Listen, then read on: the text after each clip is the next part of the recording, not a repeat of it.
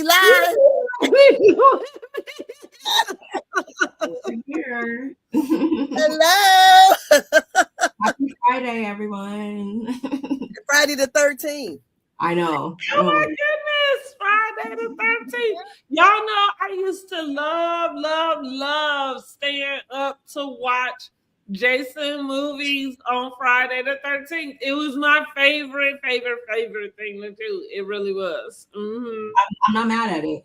I'm a Michael Myers girl, so. But well, Friday the 13th, you know. That makes sense. Oh my gosh, that's too funny. Oh, Well, hello guys. Thank you for joining us. Listen, StreamYard always be messing up the thing, and so they didn't have my intro on, and that's what we was giggling about. However, you got us three. Yay! Your girl BRANDIJENAE. We got Barb Meets World and Word on the Curve. Hey! For you with another episode of for a review for Married to Medicine, right? We're gonna talk about Married to Medicine. We're gonna dissect this season chart, the season so far, and we're gonna cut into some more Housewives news that's been going on, right? Some little messiness. Mm-hmm. And the racist stuff of the Housewife too. Oh God! I was literally just thinking that. So since Jill had to, rear her ugly head, honey, and I'm gonna give it to y'all real and raw, okay? Everybody else is speaking from the heart these days. I mean, everybody else is letting their true, thoughts and feelings out. Whatever. Girl, it's up and it's stuck, honey. Mm-hmm. Mm-hmm. Okay, y'all. So what we want to start with first? Do we want to start with the Super Bowl, because we are kind of coming off of that, So, man, let's just dive right in. Right? Well, go ahead, hostess with the mostest. Go ahead. Okay, we'll dive right in. So we know that the Super Bowl just passed. Was it this past Sunday, right? Yes. Mm-hmm. Okay, because I didn't watch it, y'all. I just want to let y'all know. I did. And so our girlfriend, Miss Jill Zarin, honey, of Housewives of New York City. Okay, previously of Housewives of New York City, and currently, or at least up until this moment, she was supposed to start on is this called the Golden Girls or something? I'm not even sure what's going over here with E and these Housewives of New York OGs that they went and collected, and they doing a whole new show about these girls over there. Anyway, Jill decided to share her thoughts about the Super Bowl performance that was Bad Bunny, right? He was the headliner for that evening. And she thought it wasn't enough white people. I mean, that's what I got from everything that she said. Yes. Like, I didn't understand anything else that was wrong except for where was all the white people? And even after she said that, I think I didn't even hear anything else she had to say after that. They was in the stands. Subsequently fired from said recreation of Real Housewives of New York, which she had previously been an OG of. So either way, my very first thought about Jill was it was Jill wanting to be a Bethany and getting her timing incorrect and offbeat. It's that whole like tone deaf thing. Like you just real tone deaf. But I think she was more so looking, Jill, you got to look at Jill at the sense of when she got let go of the Housewives, she has been clawing her way to try to get back on that show any way she could. And so the fact that she got this opportunity to have this reboot, even if it was on another network, because nobody said she was opposed to what network she was on. We just saying to get her tail back on TV. But when she left, her and Bethany had this rift, and more of the rift that I think Bethany didn't lean into was there was a jealousy in her about Bethany. And she wanted to have what Bethany had, which was that little thing with the audience. Bethany could say things offbeat, off color, whatever, because it was what everybody was thinking. And especially about the New York Housewives, because Bethany was the girl who at least represented at the time. She represented everybody else. While those ladies had the money and had the statue and had the things, Bethany didn't. And so she represented everybody that didn't. Right? Okay. So the things that she was saying when she called them out and, have this, that, and the third, and, had her one-liner remarks, she became a fan favorite very quickly. And Jill wanted that. So Jill was just trying to be Bethany. She thought she was being cute and funny. And maybe there's a world where she probably meant what she said. But you want to know something? I'm saying there's a world where she probably didn't know nothing of what she said. I think she just went off and just wanted to say whatever because she was promoting this thing and got her ass written right off of it. Okay, go ahead. I'm done. No, I when I caught wind of it, I just, if there was one thing that it showed me that, being in a certain demographic of people, you just are so uncomfortable being quote unquote singled out. And that's something that other demographics of people have to deal with constantly. So I just thought it was amazing to see her get booted in less than like 24 hours. And I thought it was like the perfect cherry on top was when, the Zarin Fabrics or whatever made it so very clear that they have nothing to do with that lady. We don't fool with that lady. Those words don't represent our company. She had egg all over her face, and for her to go on to say like it was people make mistakes or something along those lines. That wasn't a mistake. That was a choice, and you can to double down on it. And it's not like this came out of nowhere. You knew exactly who was going to be performing. You've known for months or whatever. And if you didn't want to watch it, you could have carried your behind over there to watch that other performance or whatever. You chose to be there, and because you were uncomfortable, you wanted to make other people also sit in your misery. And she gets whatever is coming her way. I don't really care. And she wasn't the only one. I think Glanville, she defended her. Joe Giudice, who can't even hating from outside the club, like you can't even like come up in here and you had so much to say. There were several people, Taylor Armstrong, like it's just disgusting. But like I said before, people's true colors are showing. They feel so emboldened these days to speak up the side of their neck, and that's perfectly fine. But the thing is about freedom of speech, like you can say whatever you want to say, of course, but there's going to be consequences, and this was just the consequence. So yeah, oh well. That's how I felt. Like whatever. I couldn't care less. And the thing is, you could have looked it up like anybody else, I'm pretty sure, who was watching it, who didn't know what was being said or anything like that. I'm pretty sure we all have access to Google and ChatGPT, whatever. You could have looked it up if you really, cared that much. But no, you sat there. It was words. To your point, though, even with that, I don't know that you needed to do that. I don't think it was worth any of it. You get what I'm saying? It wasn't worth your comment, and it wasn't worth like what you're saying. Like, oh well, you could have found. No, you couldn't. You sit back, enjoy it, or you move around, like you said. To my point, when I said I didn't watch it, and I'm gonna let it go to you, Angela, in a minute. I didn't watch the Super Bowl. I don't know who Bad Bunny is. Now maybe I may have heard something with him in it. I'm not sure.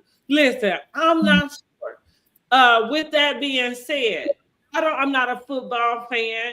So Super Bowl is something that I care about in general. I could be doing any other thing on that Sunday besides watching football. So any given Sunday. Any given Sunday, okay? Now, will I go to a Super Bowl party? All those things, sure. Mm-hmm. With this whole year and all that, I'm moving, and none of this. If the Bears had been there, I'd have had my tail sitting in somebody's, living room, wherever, looking at something. However, what I'm getting to, my point is this: the same way I love and enjoy my thing with Bad Bunny and any other person who gets the headlining gig at the Super Bowl, you better represent whatever it is you coming out to represent. You better bring it all out. You know what I mean? If that means you do it all in your native tongue or tongue, then do that shit too. Because if Beyonce came out, if we had our own language and she decided that she wanted to come and do her concert in our language, then I'm gonna say go for it. And so it's no different. For me, it's you better. But to your point, it's more about what we saw was a entitlement. I think I'm always surprised, which is funny, but I'm always surprised by the entitlement that people present. And with that being said, let's get Angela on the line, girl. What you got to say? Let's call it what it is. It's straight out. She thought that she had, long as she wouldn't have had any kind of blowback from this, she was stood 10 toes down on what she had to say. She done lost her job. So you got freedom of speech, but you do have some consequences to the things you say. And when I looked at Bad Bunny, I didn't know who he was last year, because when they announced it, I didn't know who he was. But Bad Bunny is a global star. He's on the same level as Beyonce. We just don't know who he is because we don't listen to music in other languages. So most Americans, we only speak one language. That's correct. English, But honey, I loved every inch of it. I said it was a beautiful rainbow of brown. It was a really nice performance. It was from beige to my color up there on that dang on stage, honey. And the white people was probably in the sugar canes underneath. They were out there working the little keyboards and shit. That's what the white folks was. But evidently she didn't consider Lady Gaga white. Shit, they up there doing the lights. They working the lights. Yeah. She didn't consider Lady Gaga white. Clearly, she tried to shade her. I said that. I thought to myself, like, didn't I see Lady Gaga? But I was like, here I go. I'm gonna leave that alone. Look, when Lady Gaga was singing, I swear to God, I didn't know until somebody said she was singing in English. I thought it was in Spanish too. But the thing is, she's talking about she didn't notice that was her because did she get a facelift or whatever? Jill, didn't you just get a facelift a couple years ago? Like, what are we talking? Like, let's not. As she was sitting there talking, that wasn't the same Jill that I saw. Let's not. But let me tell you, I didn't know that lady. I ain't never watched the show. I don't know who she was until the controversy happened. And I'm like, oh. So is that why Ebony K. Williams had problems with them folks? No, because Jill was gone by then. It was Ramona that Ebony K. Williams had issues with. Okay. Here's what I'm going to say. The deal with New York Housewives is they were ladies from the Upper East Side, period. Ball drop. Like, you know what I mean? the thing with what their belief system and everything, this ain't new. It's on par. They came in believing, you know what I mean? Like They're it was never. absolutely. Yeah, it was that like even and I feel like we went through the season of Obama and everything. It was never none of that. Oh, Caroline, that was the one who mixed. Huh? Is that the one that's mixed? No. Caroline was the princess. She was like JFK Jr.'s like cousin or something. Yeah, okay. You know, she had some type of dealing with, but she was on there, and it was during then that was so she was kind of big for that, even with Hillary in the presidency. However, what I'm saying in general is that the premise of them just being presented was they were women from the Upper East Side. You would have to be, even at the time that they came out,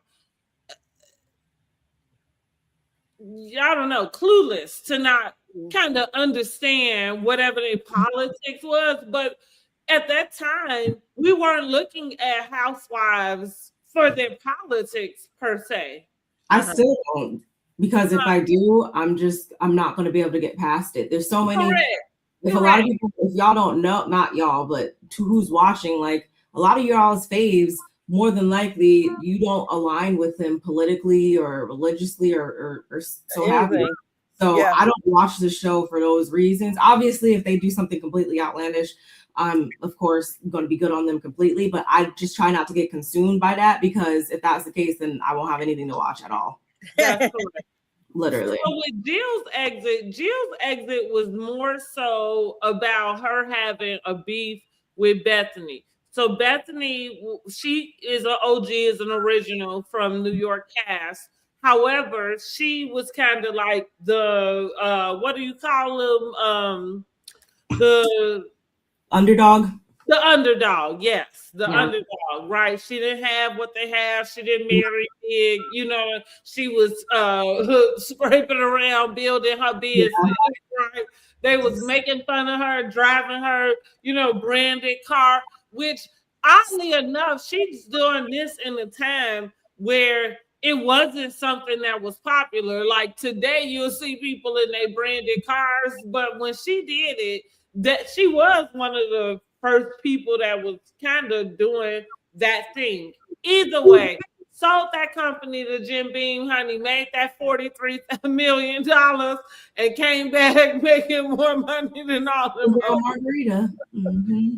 And so with that being said, her and Jill ended up having a big falling out. And a lot of it centered around what looks and appeared to be Bethany having this rise, right? Because as she's making this money, she's got, and she's the Bravo Golden Girl. She's one of the first girls before Candy that was on Bravo and flipped her housewife check into a multi-million-dollar deal.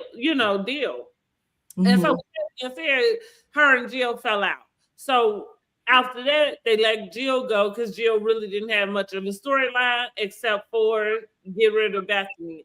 They wasn't getting rid of Bethany because at the time, Bethany was the cash cow for New York. And so that's Jill's claim to fame, start and finish, and now, and ever since then, she's been doing whatever she can to get her ass back somewhere. Oh, okay. And now she has completely failed at that, which is what we really are saying. But I feel like you girls really just validated what I said in a sense of if you are one that knows Jill from those times, then you know what I am saying when I say she was trying to pull a Bethany and she was trying to be quick-witted, funny. Oh, there's not even any white people, like she.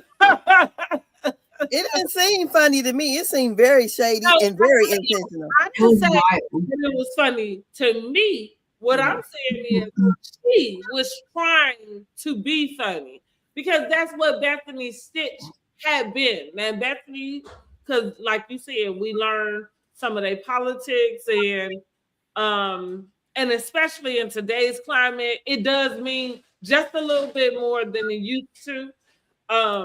So with that being said, maybe some of the stuff she say today ain't as funny as it used to be, right? Yeah. But there were times when, like I said, she had the one-liners and, you know, and also, again, because she represented the underdog when she would have her one-liners and zingers at those ladies, it was something that the audience resonated with because, again, these are these Upper East Side women. They've always been who they've been. Ain't nobody changed.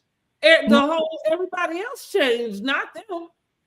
When it's all said and done, they're just not dumb enough to say it out loud, which is why you have the Luanns and I want to say Sonia and a couple of them were sure to get on the hotline and make it clear where their allegiance stood or what they were in support of by putting these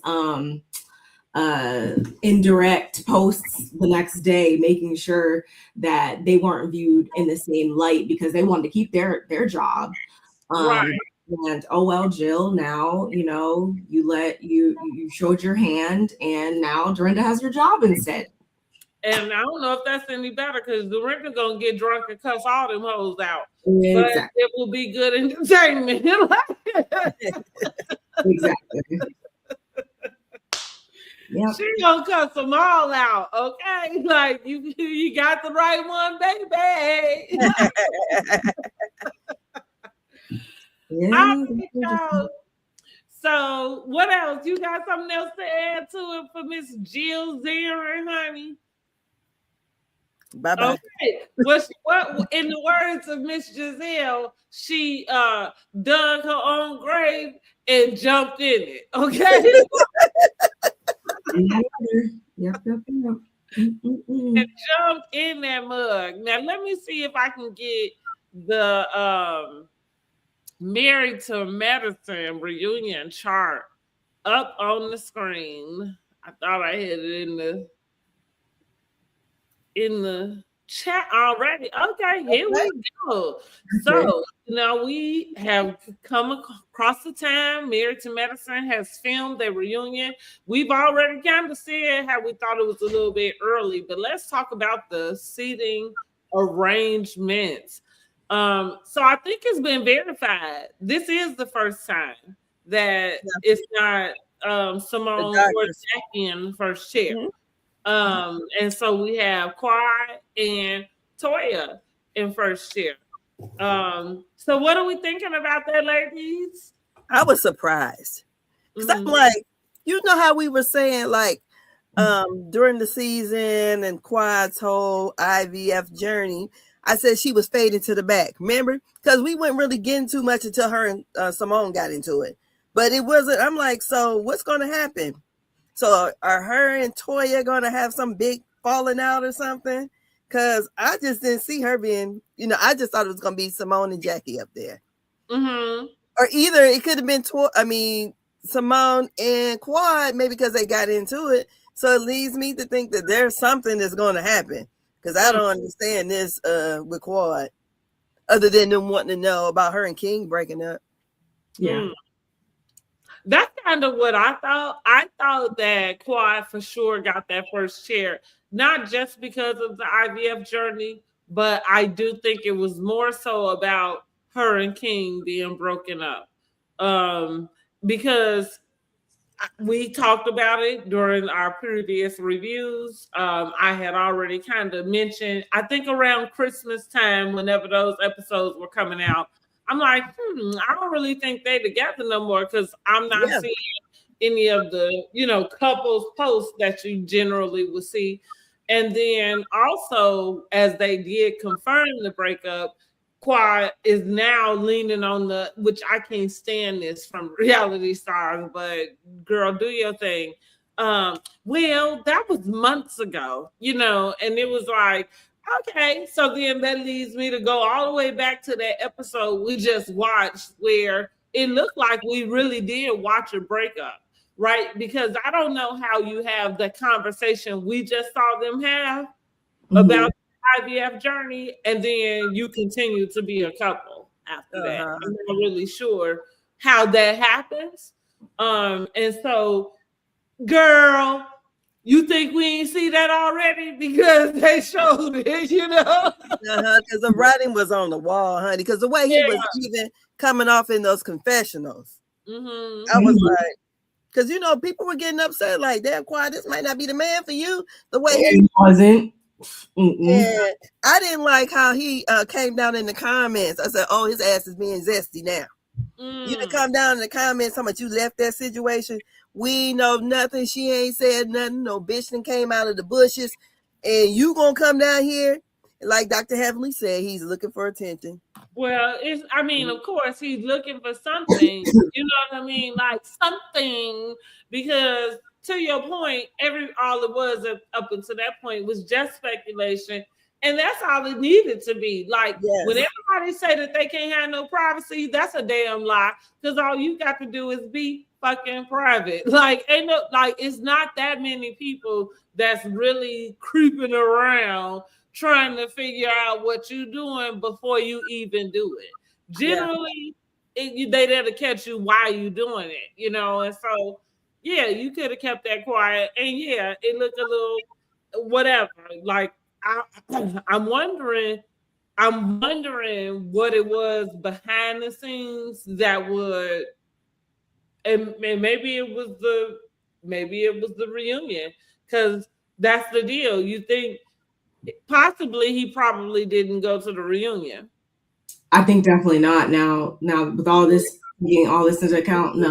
He so maybe that's what it was that got him to get so, you know, animated, yeah, you know, in this season.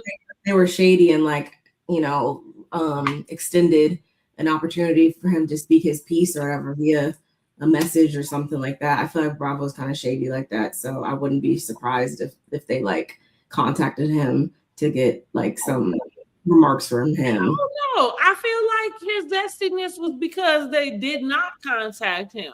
I think to your point, you know, I don't, like you say, Bravo is shady, and I mean, okay, but at the end of the day, I do think that I don't necessarily see them contacting him for the reunion. You know what I mean? If he's not with the lady anymore, you know what I mean? Like that it's her story to tell, whatever it is that happened. You know what I'm saying? Yeah, they brought Apollo. Well, no, maybe because Phaedra brought Apollo. Never mind. Yeah, right. It was her that had to. And I think that's what we forget about housewives when it comes to their husbands in general. You know, like one thing, going back to Married to Medicine, one thing that we like about Married to Medicine, that even though they are not housewives per se, but they're in the housewife universe, what we like about them and what sets them apart is the participation of their husbands for the ones that have husbands. And then the participation of the husbands with each other. Like, I know I enjoy seeing the male scenes. I enjoy seeing their scenes together. I enjoy seeing their scenes as couples. You know, the way that they all integrate as couples, as a friend group. Which is much different than the housewife formula. Like, this is a formula that is kind of its own. Yeah. I wouldn't mind even seeing that. I think the only thing we don't get is the men never have solo confessionals. And sometimes I wouldn't even mind them having solo confessionals sometimes, just to really get their true unfiltered thoughts on certain situations. I know sometimes the housewives, I want to say, we get solo men. Yeah, because Ralph had one. Yeah, I'm like seeing Todd in my head right now. But yeah, I think that would be one thing I wouldn't even mind on this show, to your point. Okay. I don't know if I ever thought about the men having their own confessionals, because I think I like them being like separate but included. You know what I mean? Like at the same time. You know what I mean? Like, and I think that they play their roles very well. You know, Absolutely. King. And, right? Girl, I used to like you, King. I don't know now. And you hear when Toya says she's just as much as friends with King as she is Quad? That better not turn into anything. Otherwise we have a repeat of the last 2 seasons if it does with that dynamic. Yeah. Dangerous territory. Yeah. So do you think that Toya and Quad have a big blow up and that's why they sitting across from each other? Or is it just that Toya has been so messy this season and that has gotten her, and I guess maybe they want to shake the girls up. I don't know. Did you see the clip? Because Toya is going to be the host of the Med Gala. Yes, I did see the Quad Clutter. I have it saved if we want to play some audio, but yes, I just have the clip. Okay, you can play it. That's so wild. Yeah, see the clip. Yeah, and but it was quite hilarious, right? Like, for the one who didn't want to pay, want everybody else to pay now. Yeah, like how the tables turn. It's so cringy. I said with her cheap techie ass. Now I realize how much it is, how important it is. Like, oh, really? You didn't realize that before? You know? Yes. Was that 2,500, right? Okay. 2,500 flat. Here go the clip, y'all. Let's run it. Here's my thing. I want to do this in the most professional way possible. So I want to talk about the Met Gala contribution. When we came up with the number of how much it was going to cost to do the actual event, it was actually the same as last year, $2,500. Divide that by 9. 2,000. The $2,500 from last year. That I asked everybody to pay last year. Is it that something? We didn't get $2,500 from everybody. No. Friend, who did we not get the $2,500 from? You did. Oh, me? From me.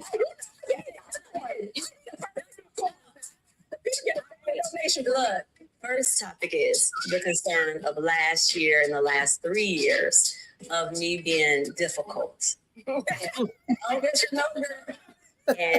not going to make any excuses. Now that I'm the host of this event, I recognize to do it together and everybody to just fall in line, it's important. And so I owe you guys an apology.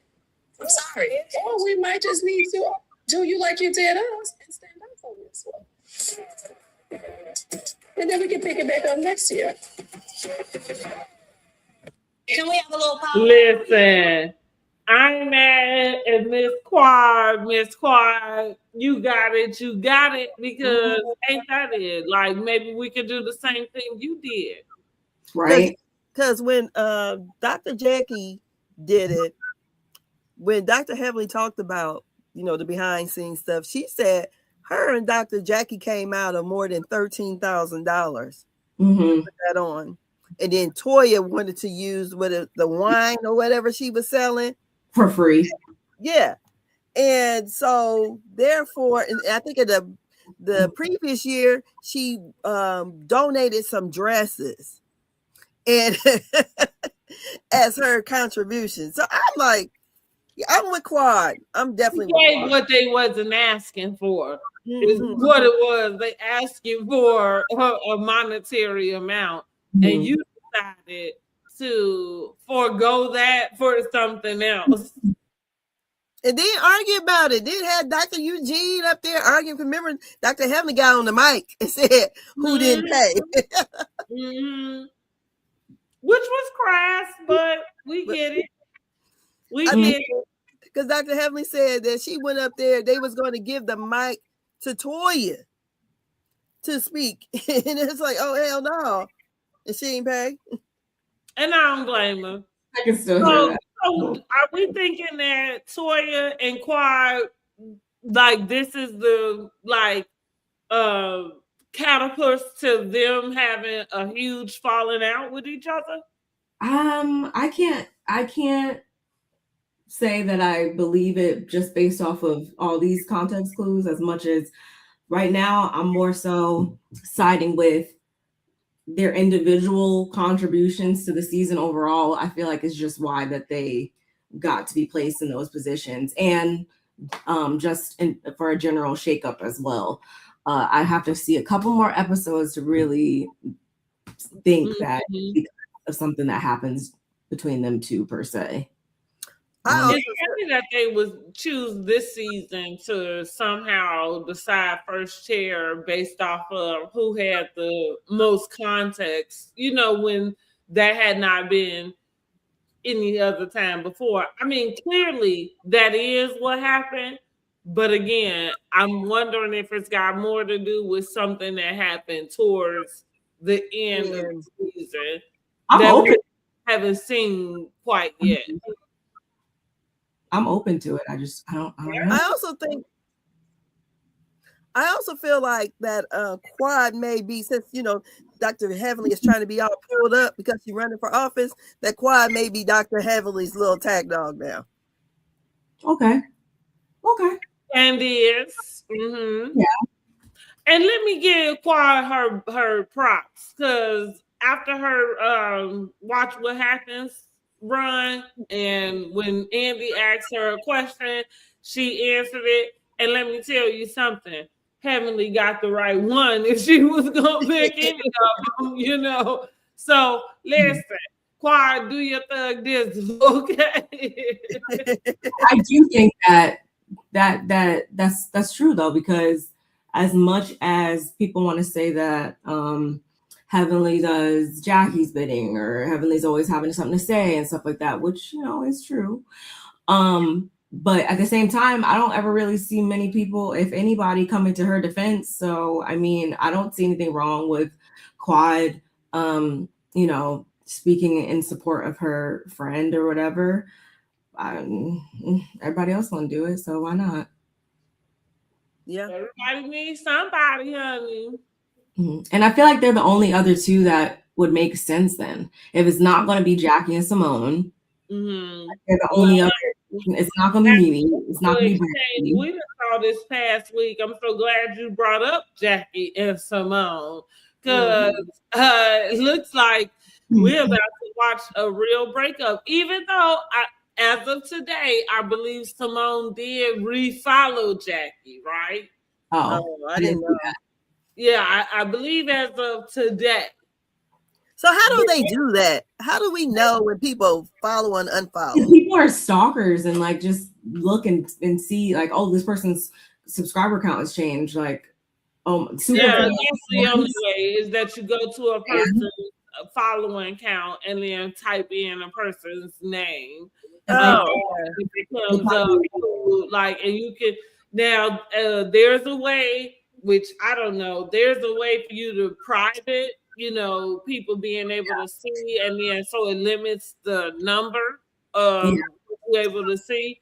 But who has time for any of it? Girl,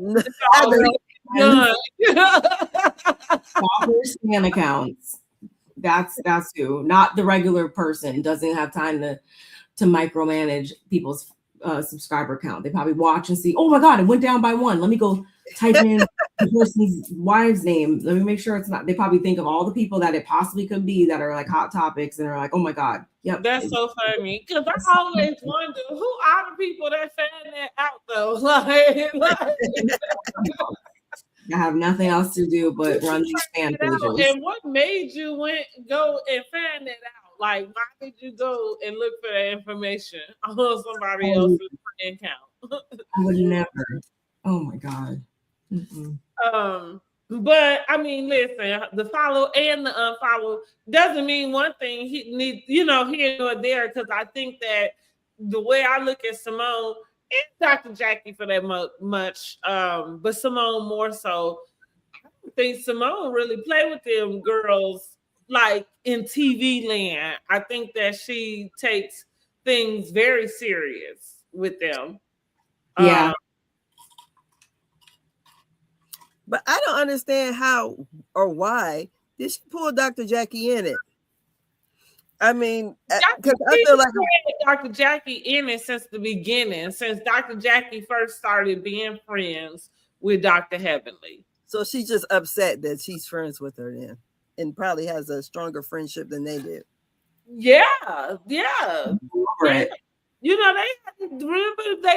went over a year or some long amount of time without even speaking or like barely speaking. The graduation party. The graduation party, yeah. Simone is like she will live with a chip on her shoulder. Like I recognize that about her. Mm-hmm. Circle. Obviously, I don't know her in real life, but like that's why I call it. She don't play TV with them. It's unforgiving. Yeah, because you're not gonna be able to do some stuff like for TV, you know what I mean, like or for the whatever, and then think you coming back over here like and we cool, like no. And I think she meant like when it comes to Jackie, it feels like it's the same thing that everybody says, which is wanting to see Jackie have a stance or I don't want to use the word choose a side, but for lack of better words, that's what it feels like they want to see her do is choose a side when it comes to Heavenly and Simone. Yeah. Wait, I mean, but like with your real friend group, I done had two friends to fall out, and I didn't choose a side. I didn't. I mean, how did they deal with you? How we still those two deal with me? And like we all were, because like we've been friends since kids. So we I hung with one and I hung with the other. Them two went fucking with each other. Period. And it messed up the friend group for real, because some did choose a side, kind of sorta, because one was a sister to the other. So I can understand why the one person was upset, but I wasn't gonna stop talking to my friend because those two are into it. I just was not. I could, I said what my piece was about the whole situation, but I just was not getting into it because I don't know when they're gonna get back to talking, and it took a while. It took for somebody's parent to pass away. Oh yeah, see. No, I do think there's certain situations where you can play that role and be neutral. There's other situations I feel like where it's like literally a right and wrong, like you gotta kind of choose. And I think it also depends too, like you said, y'all were friends since y'all were younger and stuff. It's different with Jackie, Simone, and Heavenly because Jackie and Simone go as far as back as childbirth. Didn't Jackie deliver Michael? Yeah, Michael and stuff like that. So they go back for real. Whereas with Heavenly, that's like a more adult. They've gotten to be friends in their adult years, within like the last like 12 years or whatever. So I feel like it's different to where Simone would probably be like, well, we go way back. Like, how dare you put her and her word before me and my word. And I also think just in general, that just takes a certain mature person to not to be able to stand and be neutral and be able to separate the two. I don't feel like Simone is at that place right now. I think she's like, it's up and it's stuck with her with everything right now in life. Like she's not she's unmoving on a lot of L's in life. She ain't gonna take down one more L. She don't care who it comes from. Her friends, her kids, like she's had it. So she's gonna take it on Dr. Heavenly because it is up and it's stuck. Because that tweet she tweeted out under Heavenly's post, I said, well, damn, where do we go from here? What did she tweet? What did she? I think I missed that. She tweeted, I took a picture of it. Because Dr. Heavenly had posted, yes, I did reality TV. I was golden at it. But this is personal. I'm professional. I show up, stood in my truth, and built something powerful. Now my community needs me, and the same bold, smart, fearless woman you saw before will be golden in Congress. You know, and it's Dr. Heavenly for Georgia. And here goes Dr. Simone. Your community is not interested in a fool. Yep. Never has been, never will be. They are better than you. Hold on, Lord have mercy. Oh. Than you. Went in. I can't, girl. I don't know what that was. To be, like a cutoff. God damn it. They are better. They are better than you aspire to be. Aspire. That's what it is. Okay. I can't. Like when I took the picture, I didn't get all of it. It's disappointing that a fool who clowns on social media is thinking that she can bring the same foolery to Congress. Enough is enough. And I can't see what the last we can't add to it. And we can't add to it. Yeah. Okay. I'm more so I'm more so concerned with is this really Heavenly saying she's, you know, she done with it? Because that's really gonna change. You know, I feel like that's more so what I read into it. That you already said it in her live. She done with yeah, I did. I thought that was her kind of announcing her exit, which is funny that more people picked up on what Simone had to say. But with that being said, you know, I think we brought this up on our last live.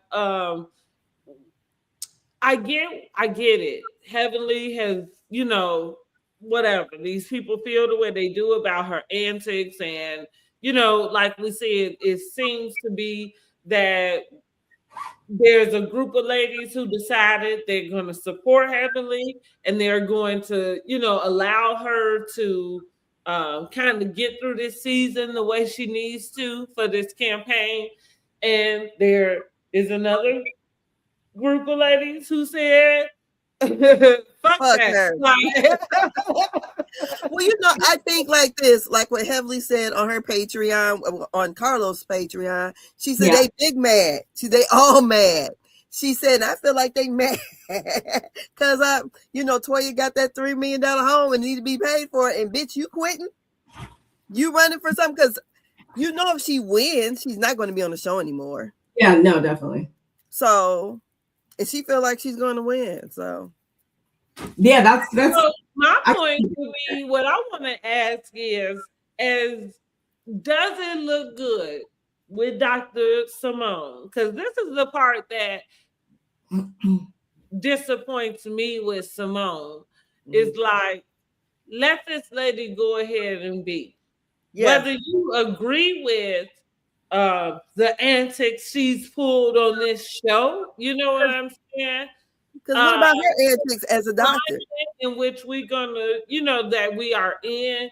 Do you really truly believe that she would have the best and the better interest? Not, let me take best out of it and just put the better interests, you know. Mm-hmm.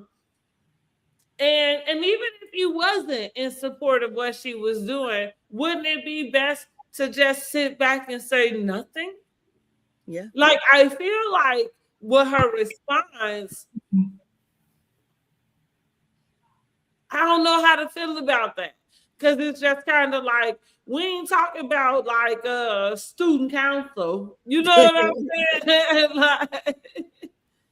I'm like, it's no coming back from that. I don't feel like, you know, it's a little bit different And again, I know I've been watching the show as long as Heavenly been on there. I get what it is, but yet for some reason, none of that has me questioning whether she could be a good representative or not. Yeah, I think I said that the other day, where it's like, if that's the case, then we should be side-eyeing all of you guys and be shutting down all y'all's practices. Exactly. Nobody get any injections or anything from any of y'all. If that's the case, if we're really gonna take y'all's behaviors from this show and then compare it to real life, then none of y'all would have anything to your name. So especially Dr. Contessa, square up hoe. Exactly. Contessa again.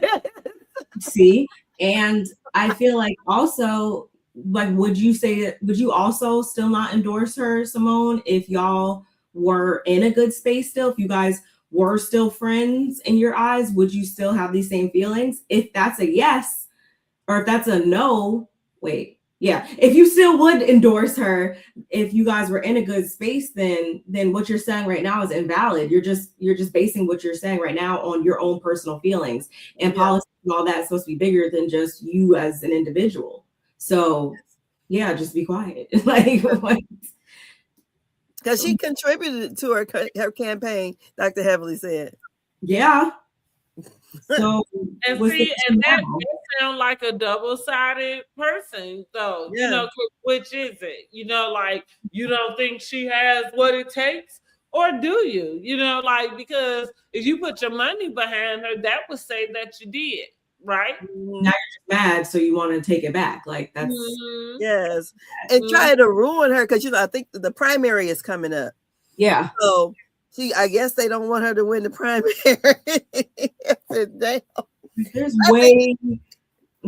There's other politicians out here you should be trying to take down. Exactly.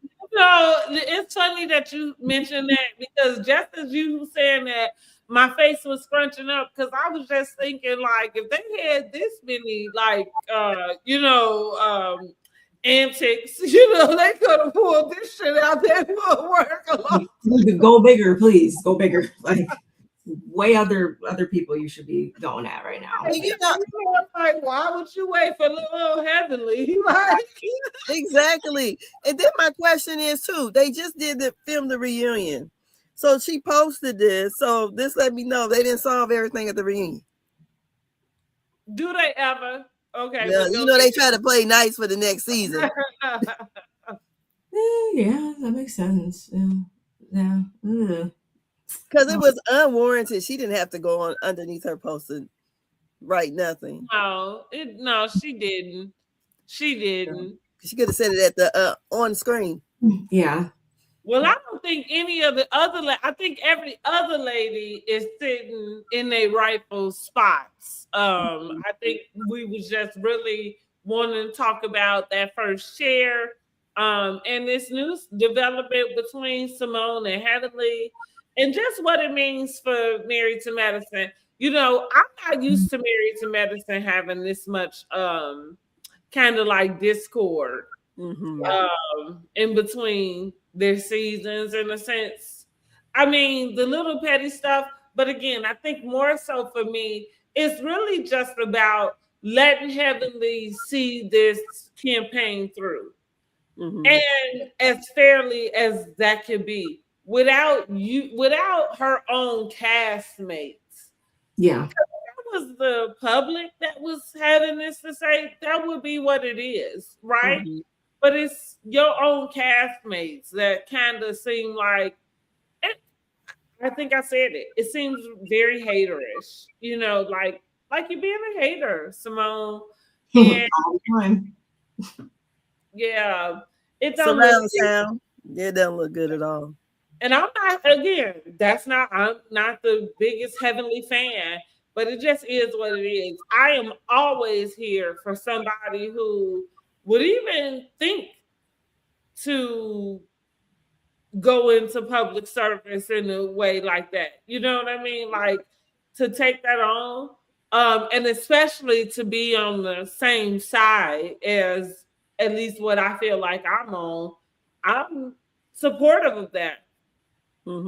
because her platform is insurance, things in the medical field. Yeah. So Mhm. and the doctor, the girl who is and look, what have I been calling myself? Oh, displaced, honey. Like at the moment. Mhm. Listen, these rental prices and stuff, somebody do need to be speaking up for us because it is ridiculous out here. It is hard out here for a pimp. Okay. girl, that market rate, they had the FBI investigating that the market rate. As they should. Because it's ridiculous. It is. It is. I had no idea how high it was. I don't know where the hell they think people coming up with this. I don't know. I have not a clue. It's insane everywhere. You gotta mix the baking soda with the what?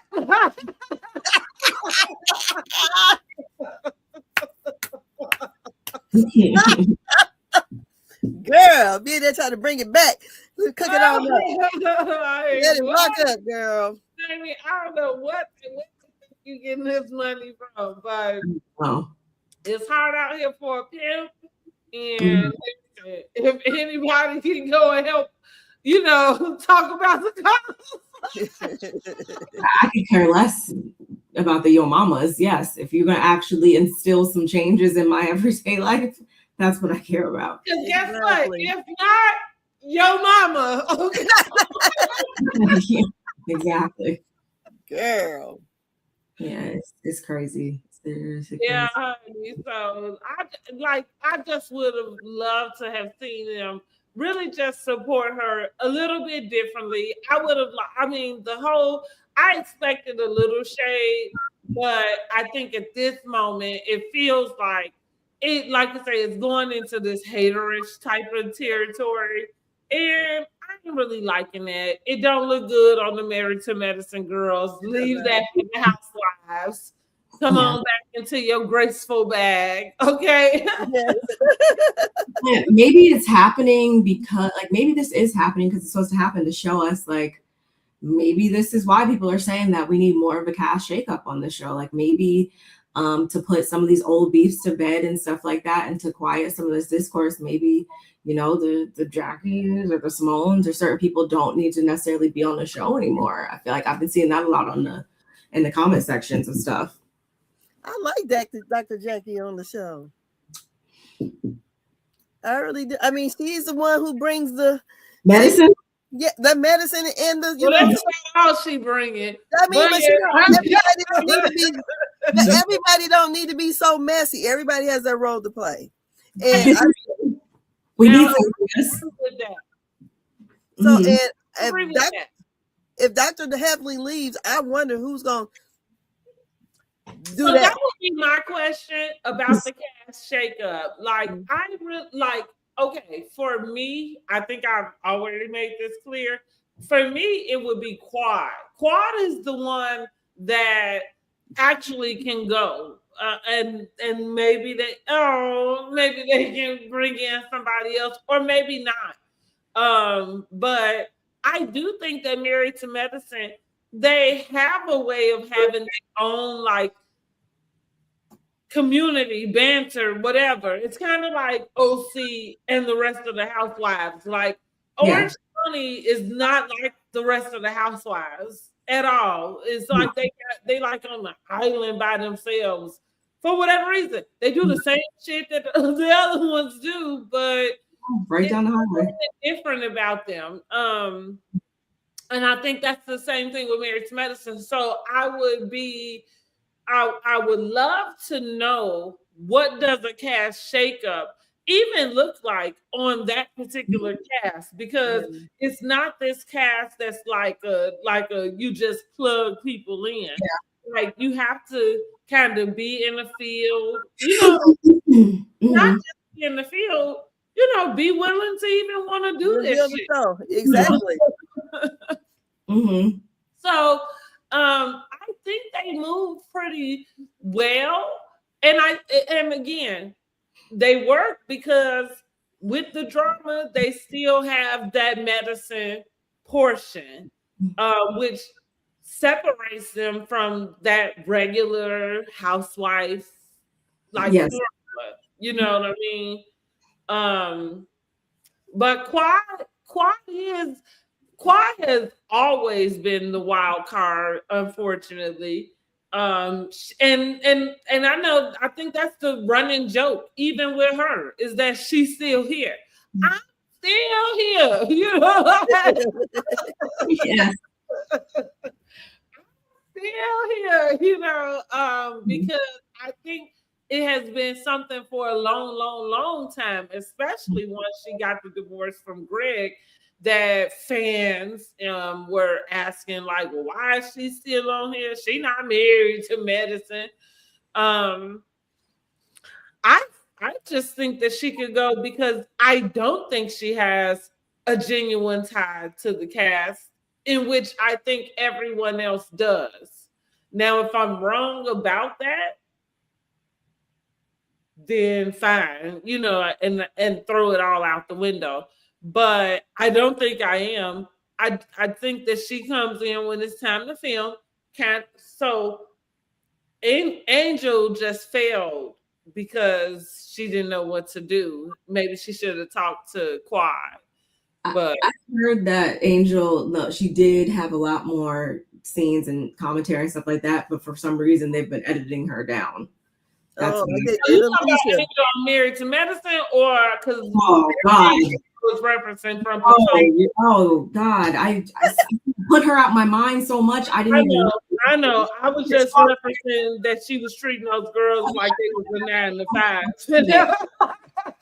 I did not have to think about her till Sunday. Yeah, no, oh my God.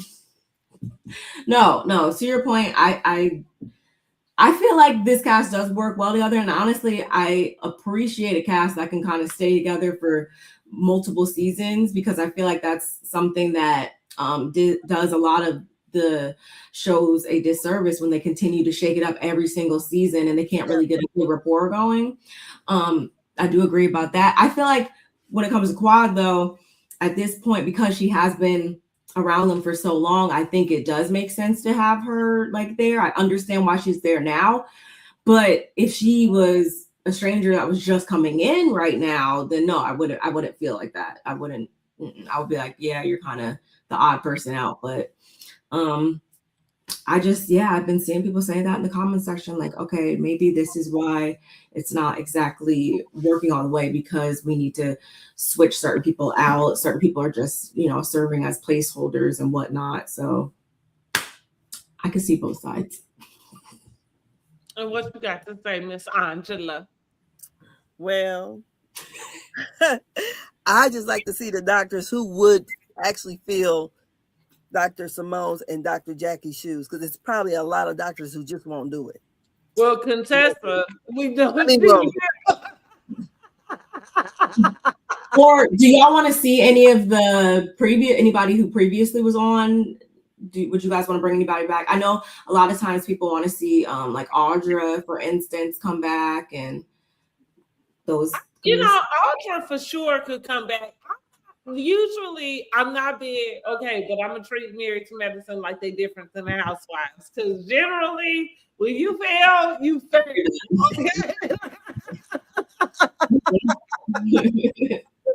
But Audra actually could come back.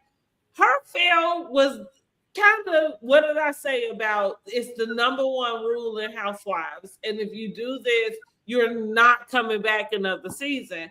When you are hell-bent on like a particular thing that you're trying to prove, and Audra was exposing Toya. Like she clearly had known whatever the audience felt about Toya, the castmates and all of that. So that whole thing at the Christmas,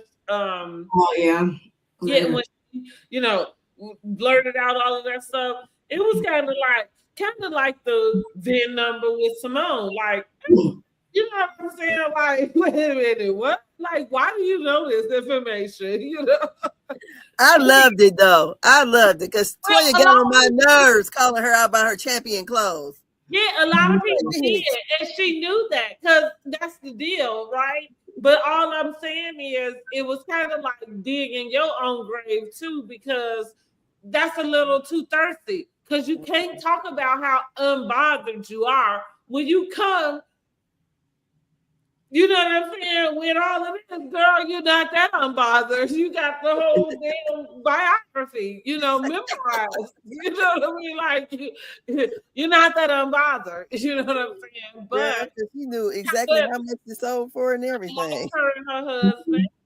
And so for that, I do think that they could come back. I think she came in hot and she could use another chance. Okay. Oh no, that was on Potomac. Okay, so never mind with that one. Who else came through Married to Medicine? Alicia, Anila. No, never Alicia. Never.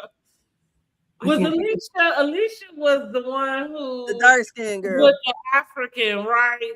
He was No, never. I didn't mind her, but there was a lot of stuff that, I mean, everybody's marriage works for them. Theirs would not work for me, but yeah. So the problem with Alicia was that, right? Mm-hmm.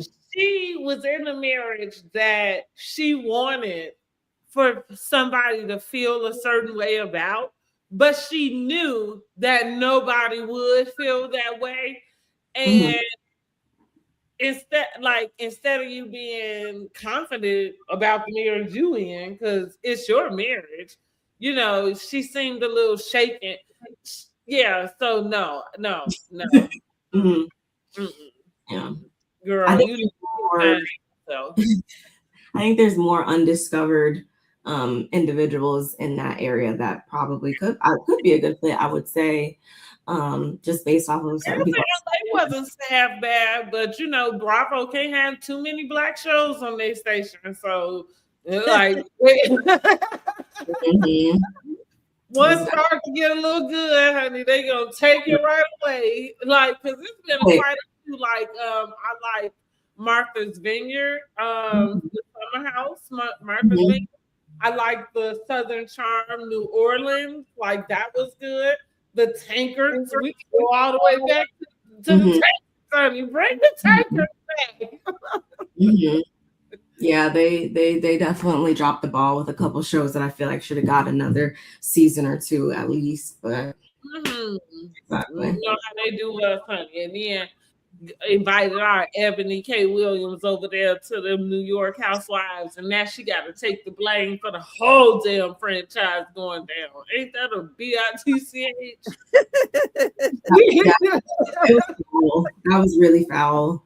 That was foul how they did her, honey. Like, she got to take the whole damn fall. And listen, and I can't do nothing but allow that to be what it is, because that is what it is. However, what I'm gonna say is I watched it and it was kind of like I said, the writing was all over the wall. It's just what happens when I use this for us. We are not meant to be in every space. So sometimes when they ain't inviting us, let them have their shit, right? Like, let them have it. You know what I'm saying? Like those girls over in Rhode Island who running around asking where all the black people at. Not there. I'm sure it's a few, but do we want to see them on Real Housewives of Bro? You know what I'm saying? Like, not really, right? Because they right, we want to see what they known for, and it ain't. Yeah. You start to. There's definitely a magic touch. I feel like people have to have in order to orchestrate the right type of cast, because just putting even just one wrong person on a ensemble cast will land us a whole different other type of show. So yeah, a lot goes into, I feel like, curating these casts. Yeah, And sometimes they get it right, and sometimes they get it wrong. To Beverly Hills, the Asian girl. But Yeah, like I was like, I feel like she was on some blogs or something yeah. recently, or maybe it was the girls trip thing. I think she might have been there for that. I don't know. Anyway, I can't remember her on the girls trip. no, the upcoming the road. I want to say she might. Yeah, honey. But yeah, they like I say, sometimes we don't need to be invited. Let these people have their shit and move on. Like and as far as a viewer, you know, sometimes it just is beneficial to watch things from the lens in which it's given to you. You know what I'm saying? Like not to look for what's not given to you. You know, like that's just it. Like, you know, like even with New York, I just got to, like I said it even when it happened. And not that I had not been happy, you know, for it to happen, you know, for her to get on the show. But what I did say is like, and this is coming from somebody who watched that show from the beginning. And so I'm thinking, not one time had I watched the episode of Housewives of New York and thought, where are all the black people? You know, like, of course I know it's black people in New York. You know what I'm saying? Like, just because this particular show of 5 women, you know, like didn't have one, that it didn't skew. I mean, for me, I had a very clear understanding of what it was I was watching. You know what I'm saying? Like in general, like I didn't think anything different.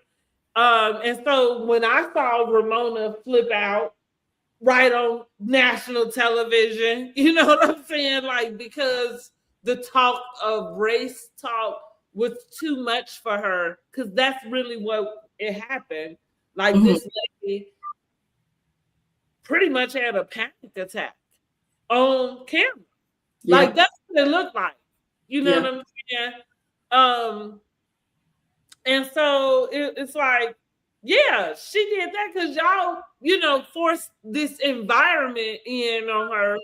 And I'm not saying one is at fault or not. All I'm saying is, who asked for this? Like, you know, like all of it, like the world is falling apart, and you decided we gotta, we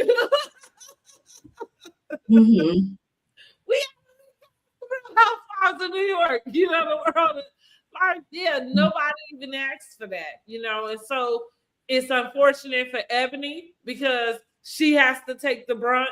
Because listen, I call a spade a spade. Ebony did come in and she wanted to educate these people on something they were not trying to be educated about. Like that's it. Huh? Yeah. No, I'm absolutely. I feel like that's it. I have a Nobody question. asked you to take them to Harlem. They was just fine these whole 12 years. Never venturing into Harlem. So when they brought Ebony, because I never watched the show really. So when they brought Ebony on that show, was she even married? No, Ebony's never been married. Oh. Yeah, okay. so she had her daughter. The blueprint. I knew that. I Yeah. thought maybe she had been divorced or something, but I didn't. You're saying, Quan, why don't you go to MBK Williams route? When you say that, I feel like maybe she had gotten married and divorced. I don't remember that. For some reason, I'm going with no. But then now I'm kind of thinking maybe it was something, but something real like quick and you know what I mean? Like nothing. I just wonder why they picked her then. I think that, you want me to tell you why they picked her? Oh, let me tell you. Well, because we was in the middle of the pandemic, right? And every company in America was scrambling to incorporate what I guess they now identify as DEI. You know, was looking to be diverse and inclusive during that time frame. And so, if you go back to this period of time, all of the Bravo shows. That going back to girl, I was talking about coming in. They had a minority come on every single housewife, outside of the ones that didn't need any minorities, right? Because they already minorities. Okay, like you look, you following what I'm saying? And so that's where Ebony came in at, which Ebony is a lawyer. So as far as like on paper, she stands with the ladies. Because again, what we talking about is these ladies from the Upper East Side, they own their apartments and all of this stuff. So she held her own like weight with them. But again, she is pro-Black all the way. And they were not open to hearing any of that. Oh, okay. I mean, right. That's what shows when she wanted to take them, she took them to Harlem. And it's this one, I always tell people, if you want to know the demise of that show, just go to the Shabbat dinner. Like in that season that Ebony was in. I don't remember what episode it is. It's maybe in the middle toward the end or something. But it should be called what I'm saying is the Shabbat dinner or Black Shabbat dinner or something like that. And it might be 2 parts, but go to that. And so Ebony decided to invite them to a Shabbat dinner with her Jewish friend. And she kept calling it the Black Shabbat dinner. And Ramona was the one that was like, well, why is it the Black Shabbat? Like, why is it not just a Shabbat dinner? So Ebony's like, well, it's the Black Shabbat because her friend who's Jewish, has invited her Black friends to celebrate the right. Yeah. And so as they sitting there and they trying to go through the prayers and the things, and honey, Ramona has I don't even know, like, again, a breakdown or something. Like she couldn't stop talking to let these people do what it was. She then inserted herself. She's like, oh, well, when I was in college, I was made fun of too. Like she tried to like put herself in the shoes of these people. Yeah, it was. I mean, even her own castmates was embarrassed for her. It was embarrassing. And at the end of the day, even though I think there were some episodes that aired after that, this is the season that they didn't have a reunion. Like they literally cut the season and just cut it. Like didn't have a reunion. And again, whenever New York came back, they came back with a whole nother cast. They didn't even bring none of them hoes back. Like none of them. I think more of that was, and it didn't have nothing to do with the Black folks. It was more about the conversation surrounding the Shabbat dinner and not being able to. So going back to when we talk about production and blaming stuff on production and things, like, no, they weren't able to control Ramona. Ramona was in that lady's house acting a plum fool. Like, and it was like, it was embarrassing and sad. Like, even as a viewer, I don't even know these girls, but for me to feel that way about what it is I watched on television, you know what I'm saying? Like, I can't imagine what it was like living through that. You know what I'm saying? Like going through that. That lady, I've not seen anybody so uncomfortable with the conversation of oppression, because that's really what it was, and like I said, she kept trying to compare herself to when she was oppressed in college because she didn't look like other girls, so. And so that, again, I always say, like, they didn't have a reunion because what they understood is they weren't going to be able to control Ramona and what she was gonna be able to, what she would say. You know what I mean? And you know how they feel about anything that happens in terms of talking about the Jewish culture, right? It's no holds bars. Everybody is in agreement about that. They only are confused when it happens to Black people. The issues were that becomes a question, like, was it really? You know, but when it comes to that, and so yeah, they didn't do anything, never went back. Yeah, Ramona definitely said different things that she should not, or that she should have been called to the carpet to talk about, but no, that never happened. They never brought them back. The issues were already there, but unfortunately, Ebony K. Williams was like the scapegoat, pretty much, as to what was going on. She did. That's a great. I love that you pulled that up out your hat, sis, because that's exactly what it was. She ended up being the scapegoat.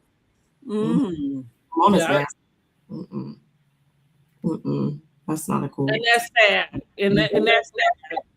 Yeah. And so again, so was I surprised with what Jill said? Not really. I was surprised that anybody decided they was gonna pick the show back up, because I thought we had all agreed, you know, but right. I think that they had their time, and like when it was good, it was good. But I agree, for sure. But there's certain people that just really do love OG Roni. I feel like a lot of it also has to do with the fact that this the revival hasn't been hitting for what. So it automatically makes you compare it to the glory days of original OG Roni, and they're like, oh yeah, let's just bring them back, because thinking it's going to be the same thing. It's not going to give the same thing though, y'all. It's a different period. It's a different era.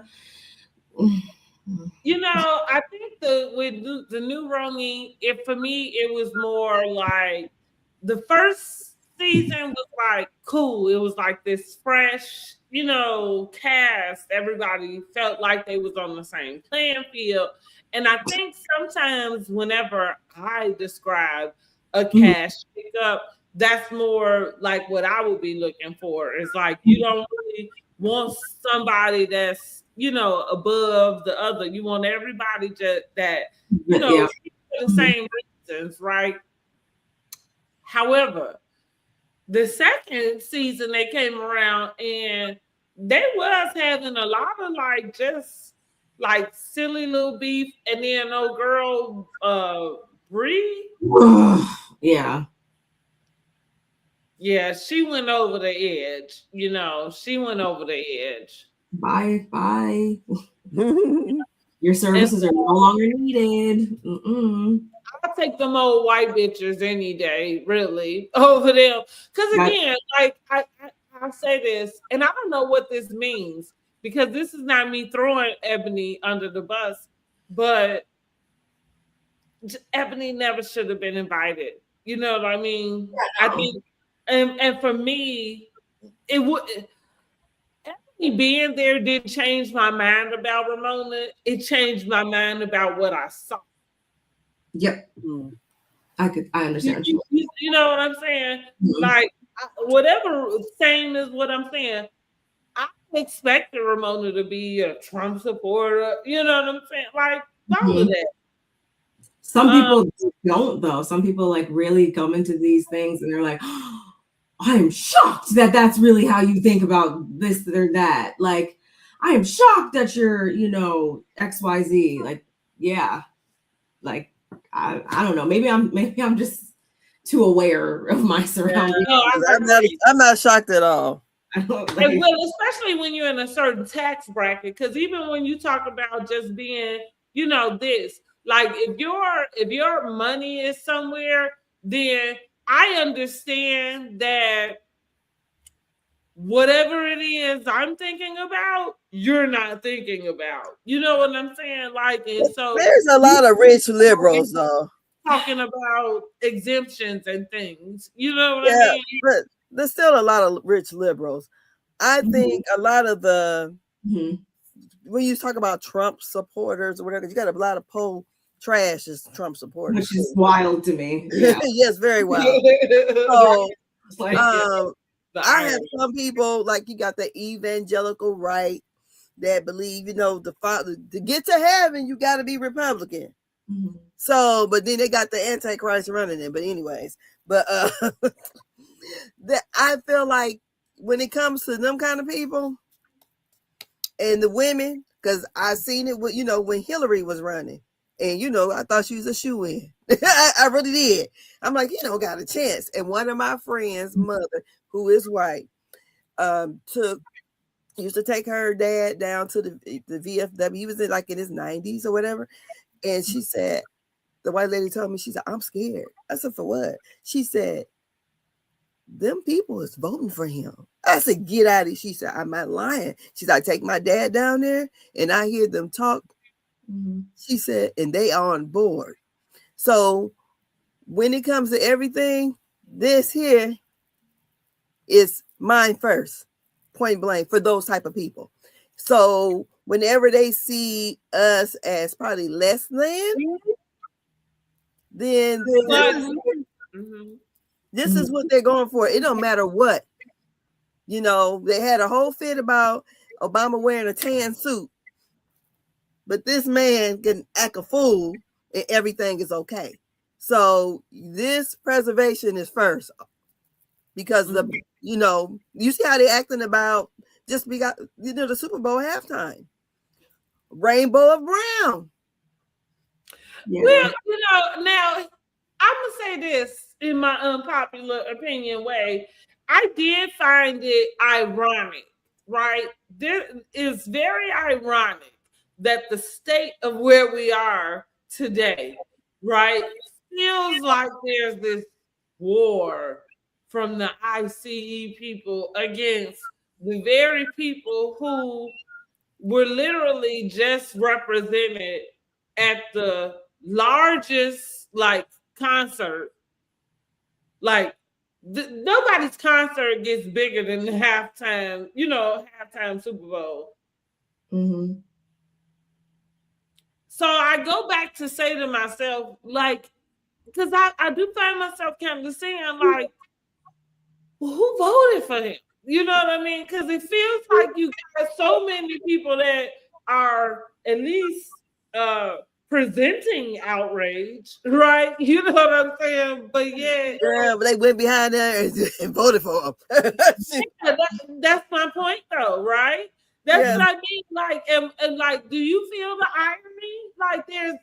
There's an irony in that. Yeah, because you remember the first time. Too many people who picked him to be the performer at the Super Bowl, all of the people who are involved of this whole thing that make up the Super Bowl.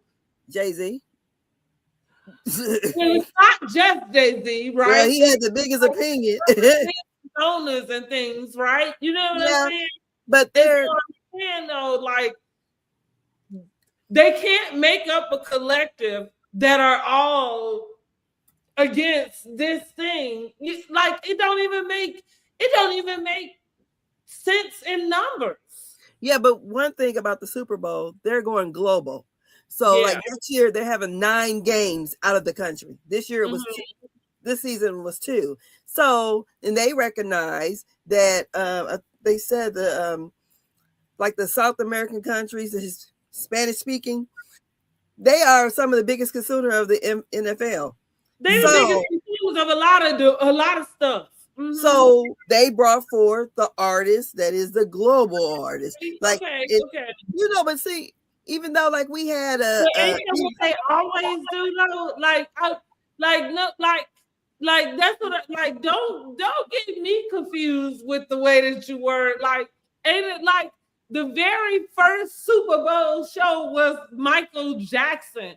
It don't even get no bigger or global. It don't even get no more global than Michael Jackson. You know, and that's in 1993. We are in 2026. But you gotta think, they're talking about Bad Bunny not being American, right? So they say, because some of them don't even know that Puerto Rico is a part of the territories. But we we had the Rolling Stones, who are not American. You know, the Rolling Stones are not American. They perform. Bad Bunny performed before at the Super Bowl with Shakira and J-Lo. And Shakira and him sang and he rapped in Spanish. So I'm just like, okay, it's a big deal now. Well, didn't Carlos Santana, didn't he do something at the Super Bowl before? He wasn't no headliner. I was Okay. Shit. Listen, I could be wrong. Go ahead. He ain't no damn Beyonce. But remember, they had a problem with Beyonce when all the women came out there in formation. She was too black. They said, oh, they just figured out Beyonce black. They was mad. I didn't even see nothing wrong with it. I was like, what everybody upset about? No, they were talking about the Black Panther. It was what about that look like costume? I didn't get Black Panthers out of that period. I just thought, oh, this is black. Afros. I mean, well, baby, you should have saw me in my house as soon as them Coachella lights came up and that band started playing. Facts. Look, fangirling out, yes. You would have thought I was at Coachella myself. I'm in the house like, oh my God. Right. Yes. But that's what I mean. Like, my thing is, when you get the opportunity in these large places to do something like that, like going back to that, like I put these things in line. Beyonce did Coachella in 2018, and she did a HBCU homecoming. Mm-hmm. The only people who knew that off rip were us. You know, like everybody else are just looking at a routine that Beyonce put together, and it's got a band, right? You know what I'm saying? But like, we all understood, like, what we understood what she was doing, what the breaks meant, you know what I'm saying? Like, all of it. And so with that being said, she was the first Black headliner for Coachella. So to take that time and to introduce an audience to, you know, a culture like a HBCU, and then 2-3 years later, you get your first vice president that graduated from Howard University, who is also an AKA, you know what I'm saying? Like, that's the type of symbolism that I am kind of like, that's what I like to follow. Yes.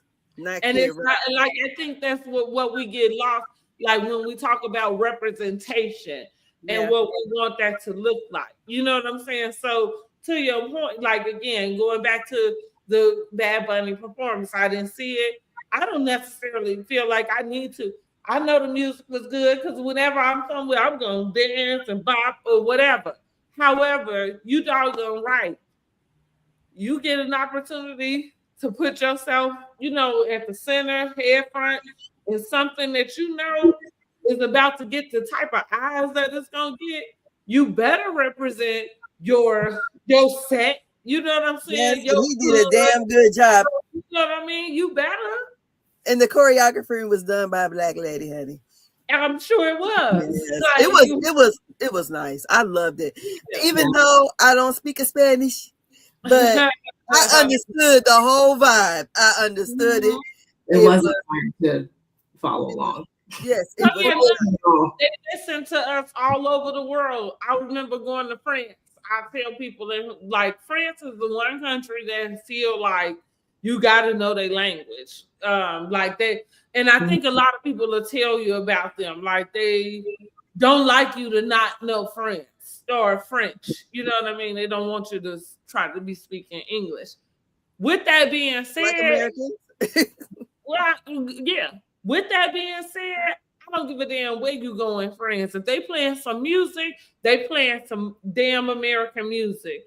And because I remember saying that somewhere, I say, you realize everywhere we go, they playing, you know what I mean, music. Now, you don't want me to speak English, but everything you listening to, you know what I mean, is English. But I that's mean, what, like, music is a universal language. That's what I think we kind of forget, you know, when it comes to music and the way that it can bring people together. It's like, it's universal. All it, like you said, like with that, all it takes is some drums, some, you know what I'm saying, some bass, some, you know what I'm saying, some beat. We all moving up in here. Like, what? We don't need to be Dominican, Spanish, or none of that. You talk about a two-step. We've been stepping since when, honey? Like, no, you're right. say what? Let's get it. So I'm glad, you know, I'm glad to. But again, I did find it. It's those like little ironic moments that just make me question, like, are we living in like bizarro world or something? Because Banana Republic, shoot. Apparently. Because this don't feel right, you know. It feels like like I don't know. This don't make no sense. But Jill, girl, you will not see the light of anybody's television screen anytime soon. So all she had to do is just be quiet, honey. Now listen, let's scoot on over here to this damn Todd and Candy. Oh my God. It's just, it was all a scheme. Sad. It's just a sad case. Or do we have a? Let's see. What is happening over here? What do y'all think? What do y'all think? Girl, he over there squatting in that big ass house. Squatting. Girl, squatting, ain't paying shit, trying to be daddy daycare. I wonder if he's over there now. Huh? Like, girl, I wonder if he bringing that Helen girl up in that house. Not the Helen girl. That's who. Ja'Nice said that's her name. Who the hell? How old is Helen? Because who the hell name is Helen? I said only old black women and white women name is Helen. Yeah, very random. That's what I want to know. How old is Helen? Because Helen, like, who's called Helen? I was very. He said, well, Candy went around their entire house. Girl, the chef. I just feel like it's just sad. Like I just like the world's smallest violin just plays in my head when I think about it, because I'm like, not the world. Not to say the kids. Don't get me wrong. I would never say that kids are a regret, or I would never say that I don't want anyone's children to be here. But I just still feel like this whole thing could have been avoided. And I mean, at the same time, I can't say that Candy was acting in any place other than with her true intentions, but it just sucks that you can go into something with true intentions and the other person can still prove to be ain't shit in the end. Like it sucks. It sucks that this is the place that she landed in with him, and he needs to get out that lady's house. Yes. I mean, well, I didn't see lives with them on, especially, you know, that Todd in the Glam Squad. They used to have them heated battles back and forth about like him staying out late or whatever in the club and stuff like that. It was yeah. I think also, you know, people always say, well, you know, wasn't it an open marriage or whatever, but it's rules to the shit. And he over there fucking around with the help like T.I. did Tiny.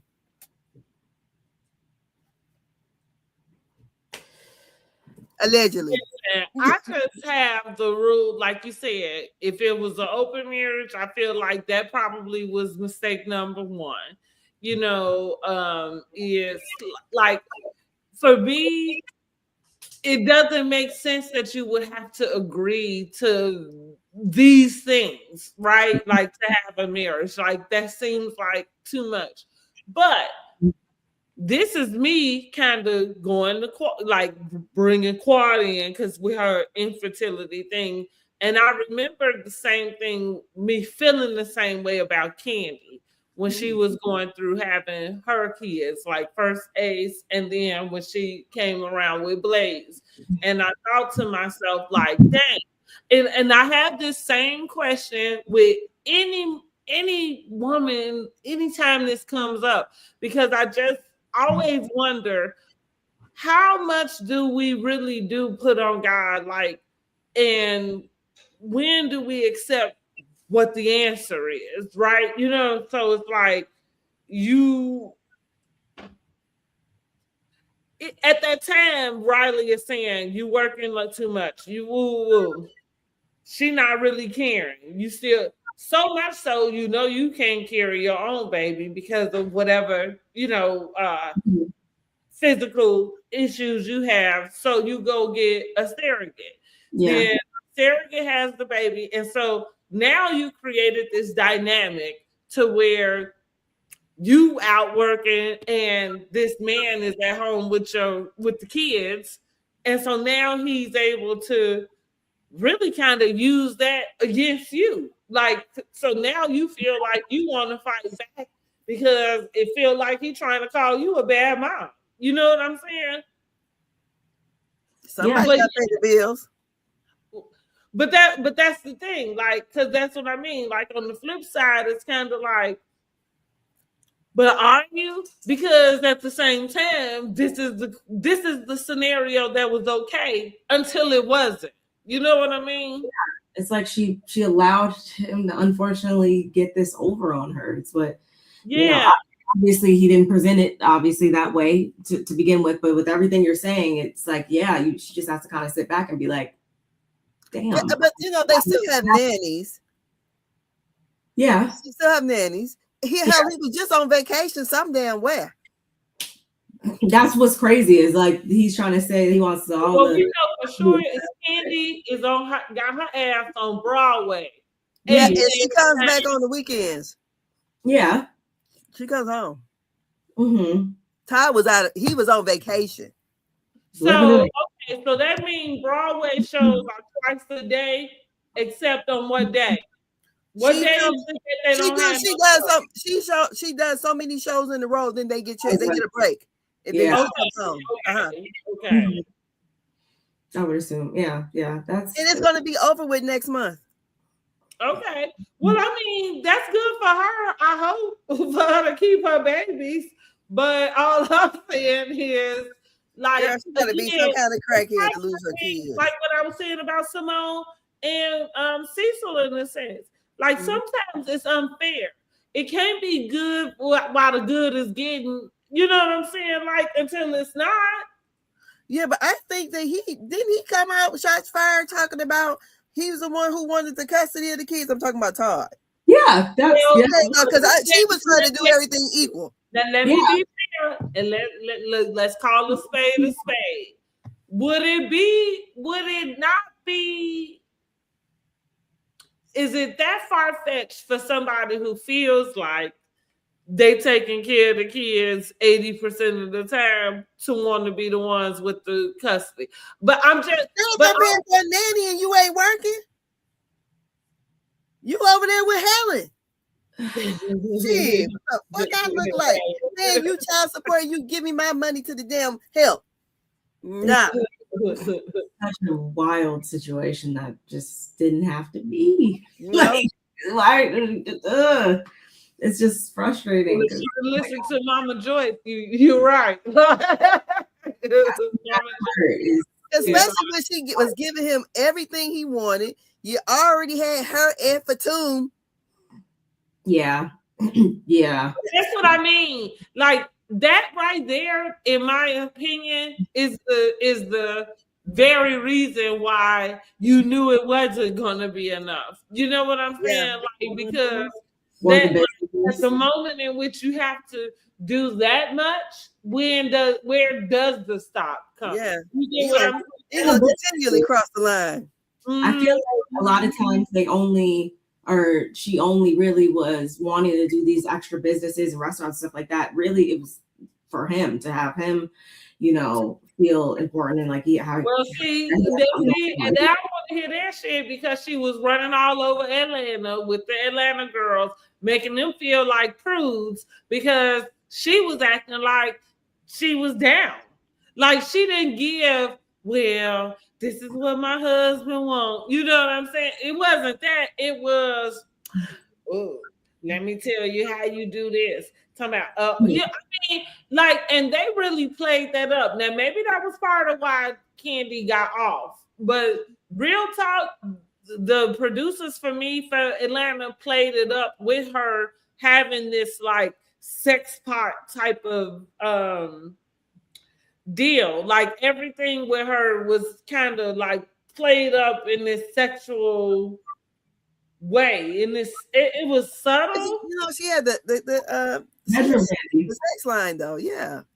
No, I'm okay with that, but I'm also saying like where it came with her and Todd. Like she was the one that talked about NDAs before NDAs got thrown all around on Love and Marriage Huntsville. They was mentioned in the van on Atlanta first. No, I think she definitely was that person, but I mean, at the end of the day, like we're only human enough, and I still think that person comes second to her business. I think at the end of the day, she is about her business and about you know, being a successful businesswoman out here before anything. I think the freak comes second. But okay, but this, so that's what, so I look, now this might be another conversation we have to have for after dark, because where does the separation come between from freak to desperation? Like now you're doing things to hold on to a man. I think she's always done those things though. Being a freak. She used to say she was addicted to porn. Again, she got a baby by somebody who didn't even want to claim that. Your only baby. You ain't even like for real. Like I'm just saying, like that gives its own little tease without us even like going into get a lot of the detail.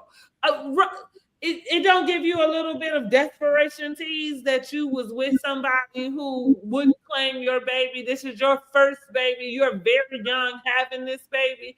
And yes, somehow you found yourself intertwined with somebody who wouldn't claim your first baby. And then you got to go chase after him for child support. The lady who wrote No Scrubs. Mm-hmm. No, I don't think she has a good picker. Because she used to mess around with the big boy forever. What's his name? Oh Jesus. He's dead. What's his name? Gerald. Oh, yes. Yeah. He's a big boy. Well, he big. Like, wasn't she? Well, was with her, with Kim Whitley, and with the other girl. Nikki Howard. Yeah, all of them had a promise to marry Mr. Gerald. Didn't she come on the show having ups and downs with her? The little guy. What was his name? Her ex.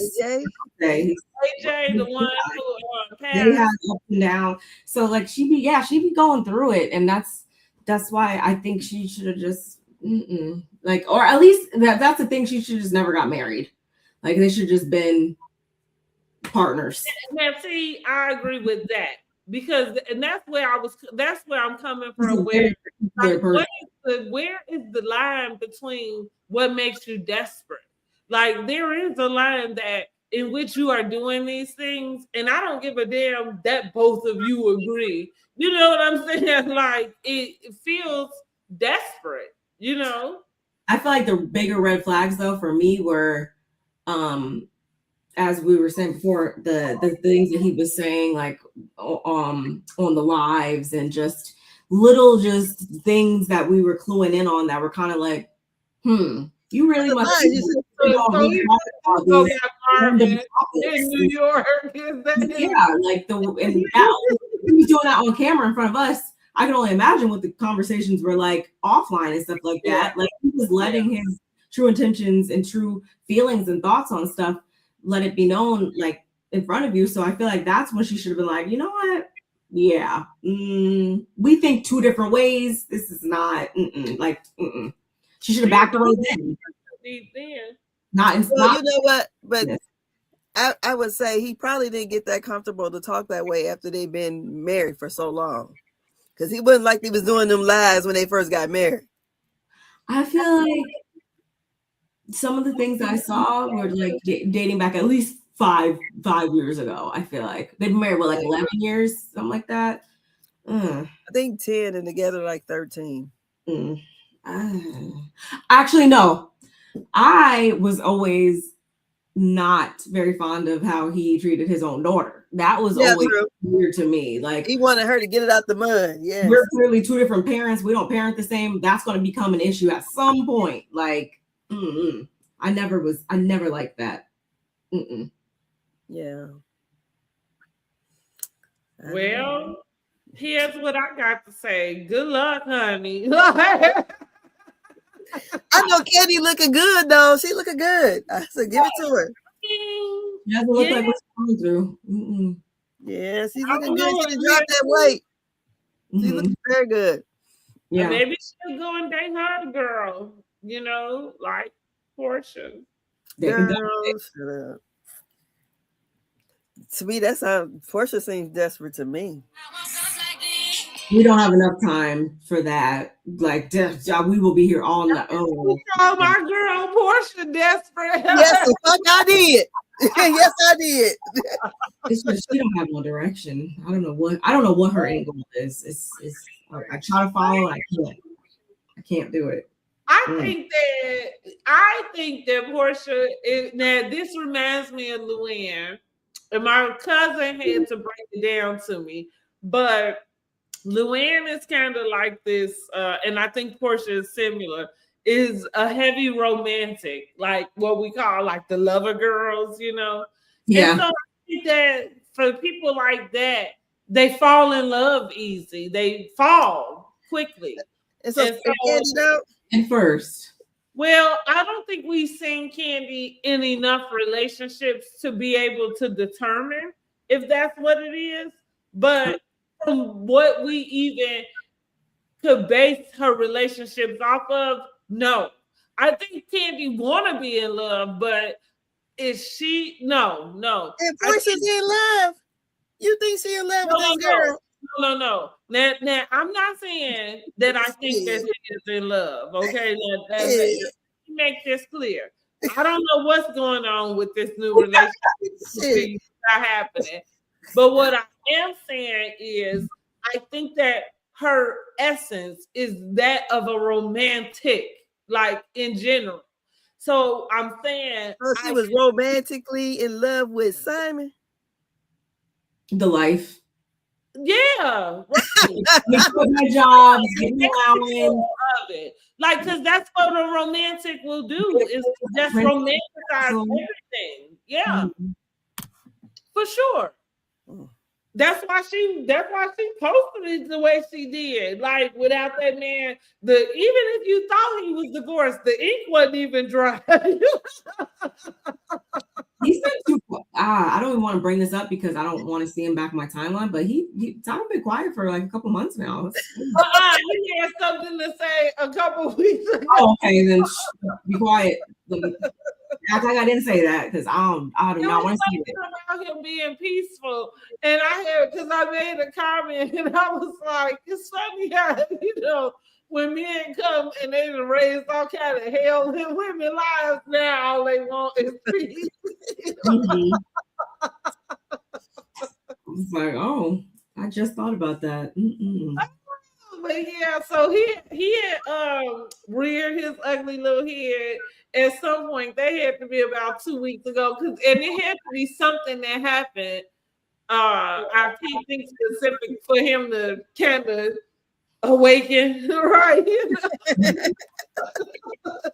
I'm still here. Yeah. Right, like give us a proof of life. Real. Oh my goodness. But no, I do see. And again, not that because I think that a lot of women who want love, I think they all would consider themselves romantic in some sort of way. But I do think that being aromantic, like, is very different than just having a desire to, you know, want to be in a relationship. And I think you see the people, those are the people that be in and out of these random fucking relationships, like, that look like they, and like you said, like, as soon as they end, like, y'all just in love and everything. It's like, oh, okay.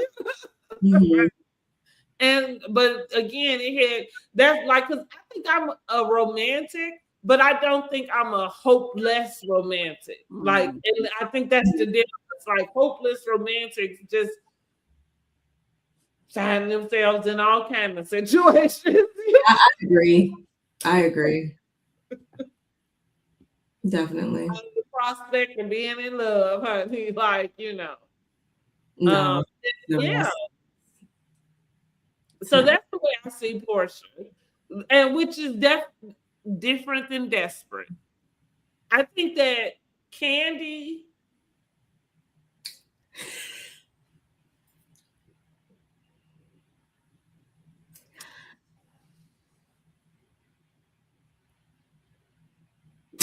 Are you on Beyonce mute? What's going on now?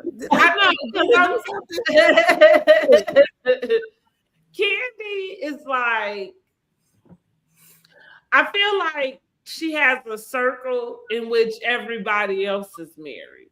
Yeah.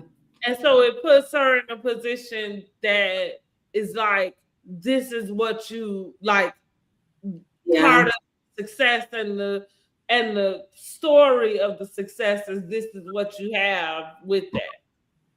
Yeah, everybody that she hangs with is tiny. Yeah, you know, and so her getting with people is kind of to complete the story.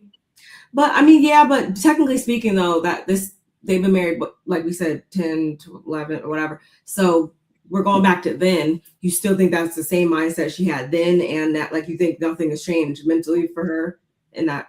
I mean, now that I can't say. What I am saying is that's probably what got her through this whole marriage. You know, ignoring the red flags and everything, huh? Yeah, you're saying, yeah. What she probably started to witness and notice things, but she probably kept on through. One, because she probably didn't want to prove her mom right, and two, yes, because everybody else is, you know, married or whatever. Or, like, we got the kids, and it's just easier to make it work than to undo all this until it gets to a certain point, and enough is enough. It's probably. And then we talk about respectful cheating. So back to your point, maybe there was an issue of they're not being respectful. So we brought this up. We talked about this a lot back with Love and Marriage Huntsville. Like, is there a such thing as respectfully cheating? You know, and Darren ain't gonna cheat with the bitch I'm paying. Ain't nothing respectful about it's probably in our bed. If she works in our house, then yes. Yes, wait a minute. She right over there to that dang old guest house down there in that damn swimming pool. You know that guest house is nice. Was it Arnold Schwarzenegger? Was he like one of the first people that we found out like was sleeping with the nanny or something? Who? Arnold Schwarzenegger. Yes, girl. You remember what that nanny was like? He messed around on Maria Shriver with Shrek with Fiona. Yeah. Mm-hmm. So Helen might look like that girl.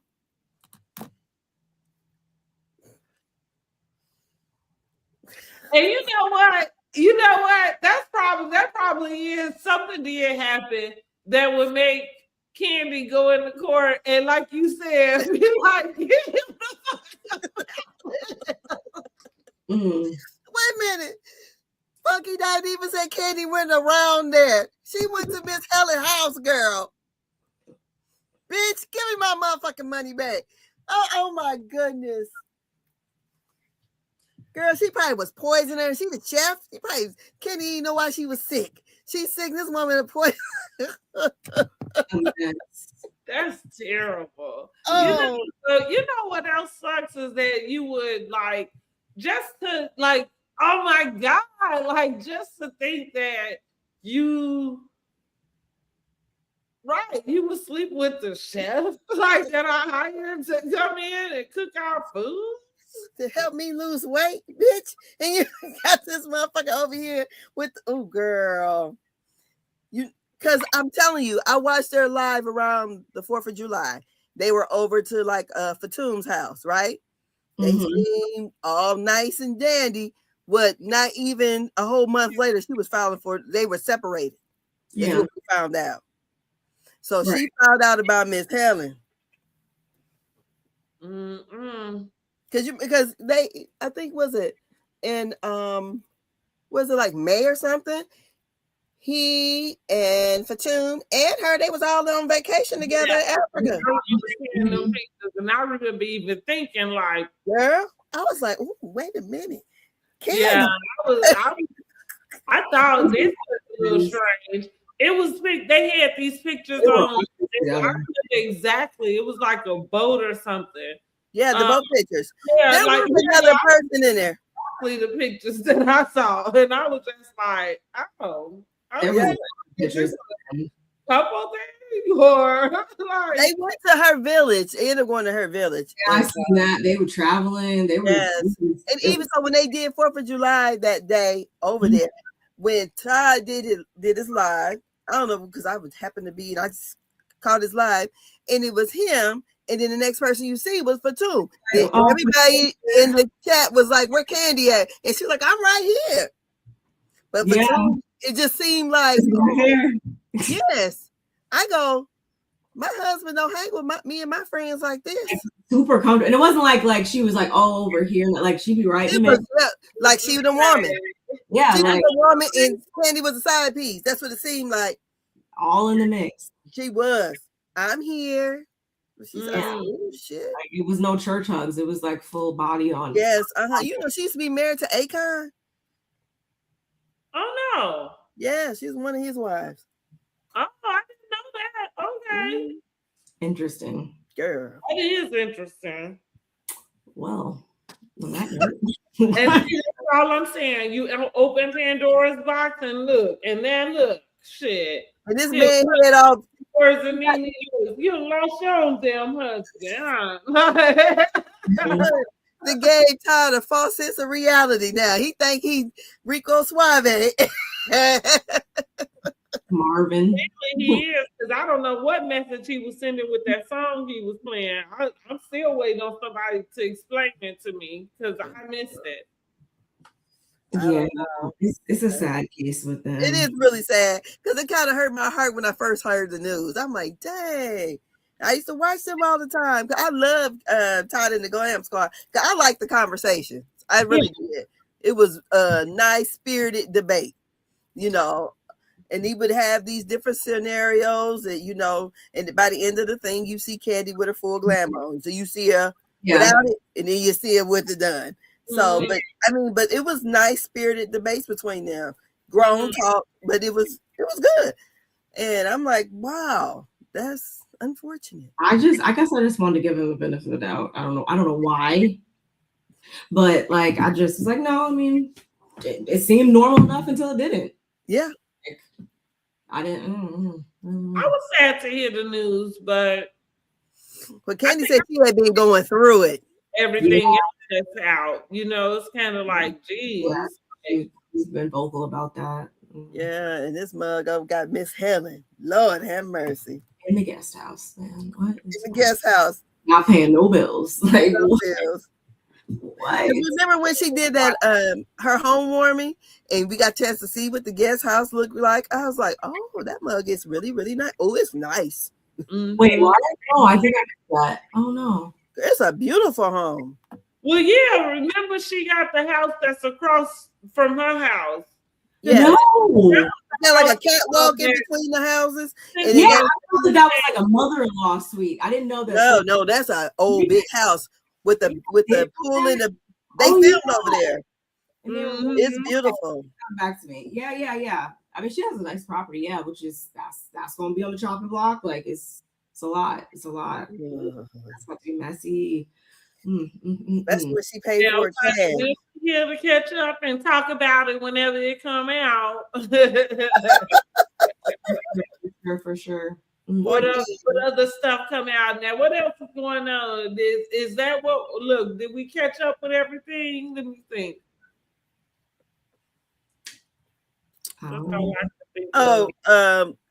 Y'all see the Potomac clips from the reunion? I did. I saw one where they were addressing Ashley about what she had to say about Wendy and her cabaret show. Mm-hmm. And I think that was really it. Did I see any other clips? I see the one about Stacey. Yeah, about Stacey. This and like she couldn't just say that, and it was and they gave her flowers on being recognized by, was that Vanity Fair? Or, I think so. Yeah. It looks like it's gonna, I mean, we obviously know it's going to be interesting to the extent of diving into some more stuff, I guess, with Karen and being integrated back into the group with them. Wendy will give us, she can't speak on anything because it's, illegal. She better not, because her ass going to jail. Okay. You about to lose your job. Girl, you did all that dumb shit. And her confessionals, everything she says now, you like, damn, bitch, you done went over here and stole this little bit of $400,000 just so you can come out here and act like you dressing and better than it wasn't even that. She only got the $25K allegedly. So is that really it? Yeah. The 400. They put it in, but they only got the $25K. I want to say, I don't know if that was for just the ring or what, but they didn't get the whole amount. That's the gag, that you guys did all that and didn't even. Girl, I know you ain't going to jail for no $25K. What have you got them up? What you got them on trial for? Yes, that's all. Yes, give us the 411. Girl, I know she ain't going to jail for $25K. I just know better than that. What kind of Nigerian are you, Wendy? Not what kind of Nigerian are you? What? You ain't talked to dang on Simon? There's alleged a couple lied about a 2024 home burglary receiving approximately $25,380 from Travelers Insurance for a reportedly stolen ring that was not actually missing. They claimed over $450,000, but yeah, they only got $25,380 insurance payout for the missing wedding band, which was later identified as the one. So yeah, that makes it even interesting. Yeah, you guys didn't even get what you sought out to get. Wait a minute. So what was she redecorating her house with? What money was that? That's the thing. That's like what makes me think like, oh my God, are you even more debt now? Because like, how did you pay for that? We know it was in excess of 100K in renovations. Remember, she said that she was rich when she was buying that little $200. She's rich. She paid her mom's bills. Like yeah, there's a lot of money getting thrown around here. Eddie's so good. Girl, and then what? She got with them 40 credit cards with the different names. Pam Oliver, Eddie Hennessy be getting packages out the wazoo. Girl, that's what she probably bought them those turquoise earrings with. Lil Cam got 4 cell phones. Like it's a lot going on over there, and not what enough. What you need 4 cell phones for? What did you say? Not enough checks and balances. A lot of deductions and not enough credit. Like, what's going on over there, Wendy? If we want to go back to saying like things that were surprising, when I read that, I was like, yeah, no, I'm confused with that too. No, I was confused. That got me surprised. Like that takes the surprise cake for Bravo with me in this last year. That because I just would have never thought I would have seen them in that situation. Because no, for sure. Like, what are we doing? Some ghetto shit. I agree. And now you're 15. Whatever y'all doing, y'all are amateurs. You ain't lying, especially if they only got $25,000. Let me send an email saying, "Oh, what else can we throw on here?" to my husband who's downstairs. Like, excuse me?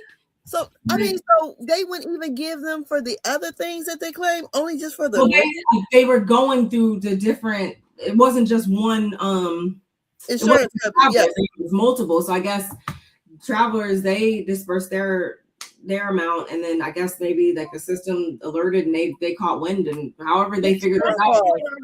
Remember when we were talking about this whole thing that when it came out, right? And I was saying, like, what most people don't realize about insurance companies is that they do communicate with each other. You know, like even on the medical end. So if you get into a car accident with another person and you're gonna file a medical claim, even if you gave your auto insurance and they gave their auto insurance, the two companies are going to send claims to each other, you know what I mean? About whatever it is, you know what I'm saying? So you can't also put in the claim like the maximum amount. That would mean that the house, there's no more house. Like they stole the entire house, the roof and everything. Like you're not gonna get the maximum amount and then like state like just thinking about how everything was written, and the poor execution and the non-tripped alarms. Like I think it was the email. Really bad. It looks emails.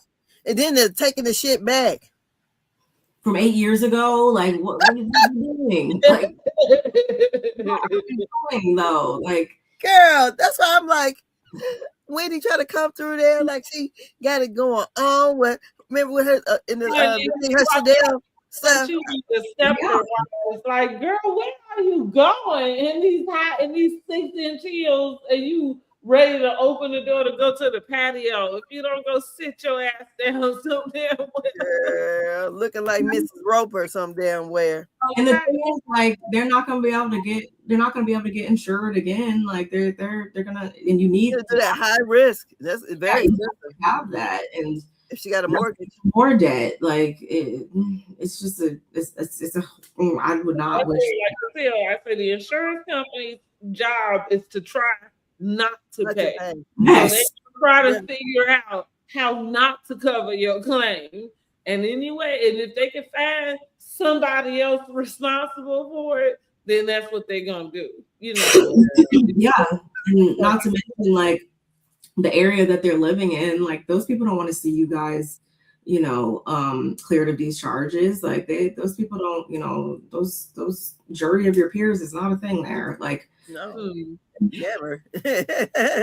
You would think Miss Wendy with the 5 degrees, honey, would know a little bit something about that. They was on that Happy Eddie.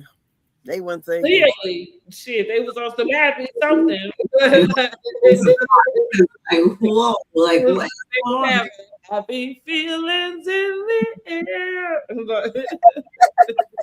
I'm convinced Eddie didn't even really have a real job this whole time, because he'd be very available. If you think back, he'd be available all the time to film, and he'd be there like all the time. Like, so I guess, they probably were only living off of Happy Eddie. He'd be very available. He does. What kind of law did he practice anyways? Because he should. I don't know. We've never seen him in an office. We've never seen him coming home from the office. He'd be there. Any other men in the office are coming home? No, but like he be home, man. He trying to help his wife get that check from Martin. He ain't got no job. For real, it's not looking good. And I think that I think on the 4th is their next appearance in court or whatever. So I guess they're gonna need it. See, honey, we shall see. What it is that they got up their sleeve. It don't look good. And listen, and I'm with everybody else. You are innocent until proven guilty. I just listened to everything that they said, and it just sounds like they know what they're talking about. It does. It really does. This is all alleged, y'all. Like, don't quote us. This is just I don't know much about nothing, but it just $25,000 though. Ooh. And wasn't she talking about she was about to get a new car too? When Girl, they've been better off selling dope.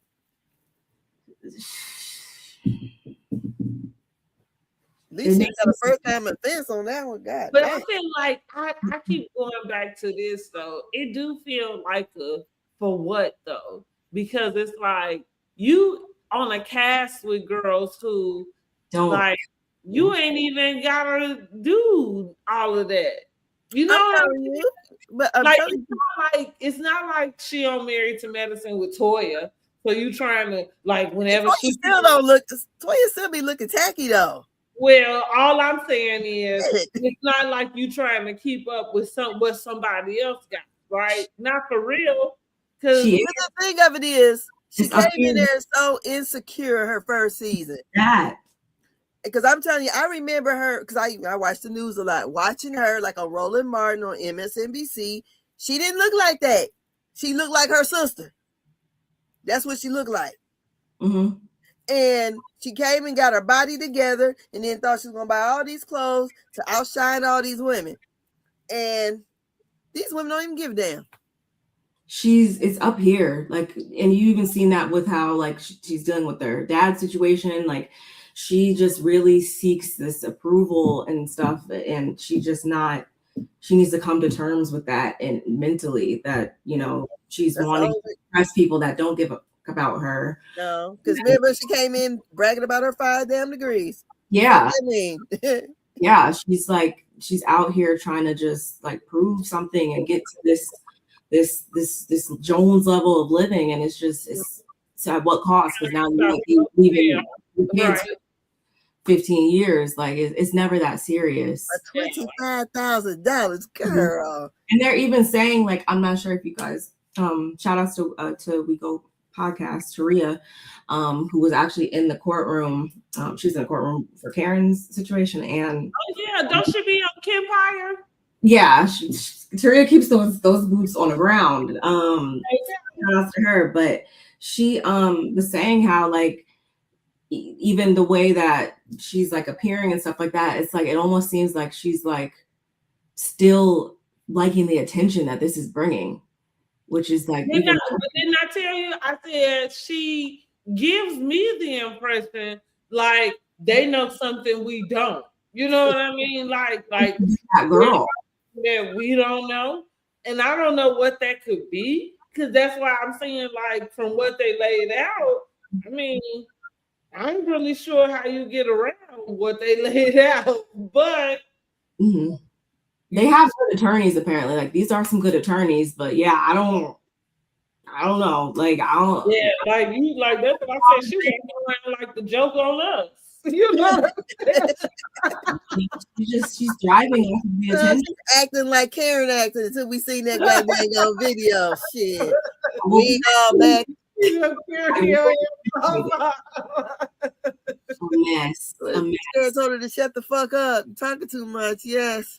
Well, speaking of Karen, did anybody watch her interview with Sherry Shepherd? I didn't get a chance to watch it. I watched a little. Well, look, I guess nothing to see. What I did watch though, as we were saying, like Sherry, she was asking, I feel like some good questions that really, of course, Karen still gave her Karen answers, but we heard on the show.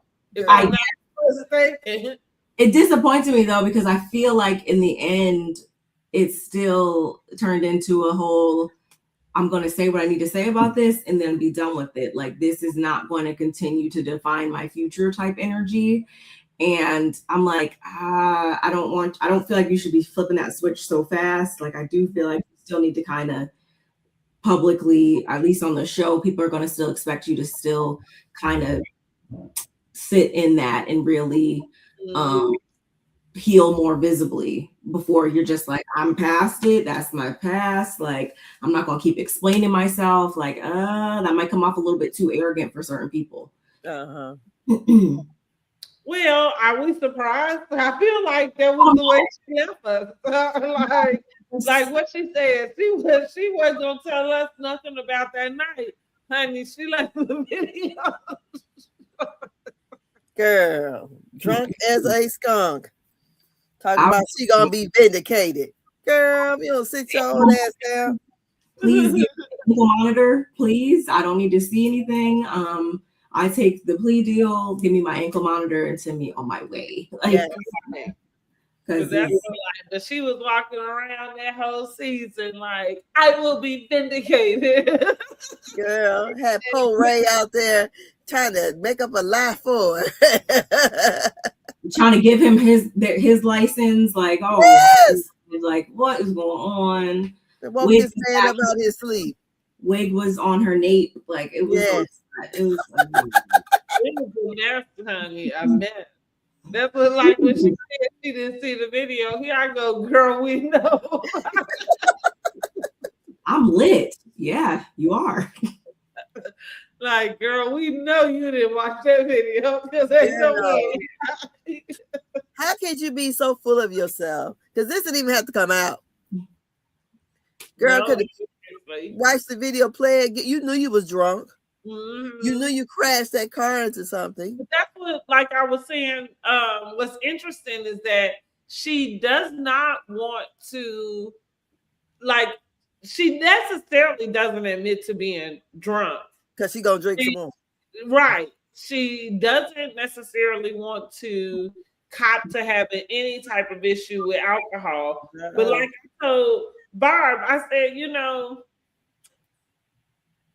I don't know how much medicine you get from a doctor that doesn't tell you that you can't drink alcohol with the medicine, right? We're talking antibiotics, whatever. And it's not because it impairs your mind or impairs you. It's more about whether the medicine is going to work or not. The alcohol limiting the effects of the medication. However, again, it is some medicine that's the same thing. Like, hey, it may cause drowsiness, whatever. So what I'm saying is 9 times out of 10, when you get a prescription from your doctor, generally the next thing is that you shouldn't be probably are not going to be able to drink while you're taking this medication, whatever that may be. And so with that being said, while she keeps kind of harping on these depressive medicines that she's upping the dosage on, I'm just thinking like that makes it even more evident that your issue is, you know, alcohol and not the actual medication.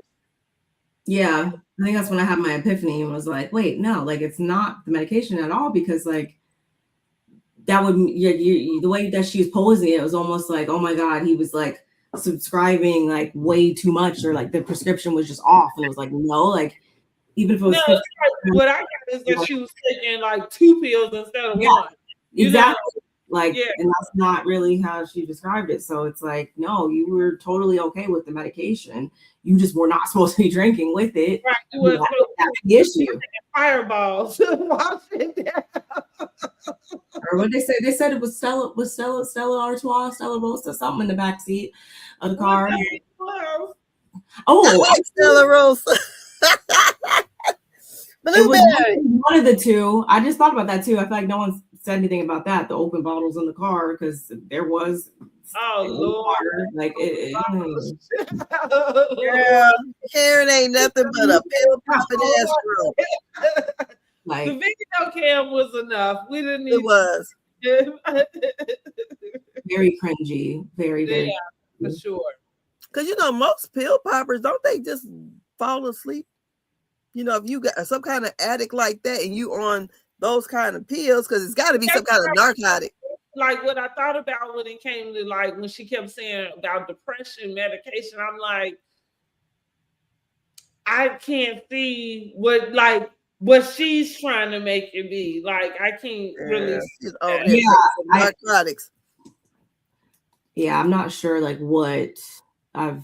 Yeah, never been in that position to know what it would actually do, like symptom wise. So no, I can't get past the fact that it's gotta be the alcohol portion of it that threw the whole equation off. And for some reason, she doesn't want to sit in that. And I mean, obviously, a lot of us are thinking the reason being because either A, you want to you're not past it and you probably still want to continue to drink, or Mhm. or B, like it's just a lot more socially acceptable to say that, oh yeah, I got hooked on this thing that was prescribed by somebody else, meaning I wasn't the direct person to put me in the situation from the get-go. It was the doctor that prescribed it, and then from there, you know, things got carried away. But you know, a lot of times when they're on pain medication or some kind of medication like that, you end up having to go to, you know, when you start, because somebody or somehow you're taking more than you're supposed to. So who is prescribing the upward dose? Either she buying it on the street or something, because the doctor's only prescribing Yeah, what that's true. Like you said, it's not like you keep a tab on it, but not all things now. Okay, so to your point, anything that's controlled, like you said, would be monitored that way. Saying, okay, I gave you this many pills to take, you know, whatever times a day for this many days. But I'm saying now, I can't say for certain if depression medicine will work that way. I don't know if you can get more, but is depression medication a controlled medication? Yes. Okay. Well, so again, so we saying like what we saying, girl, you got a problem with alcohol, and it don't have nothing to do with. I mean, and maybe here's the thing: maybe there is some place in which you are irresponsible in what you're doing. You know what I mean? Like you said, it ain't, I don't know many medications you can get from the doctor, and it doesn't tell you not to drink when you take it. I don't care what it is. So okay, you being irresponsible with the way you taking your medication, but yeah, your problem is the alcohol.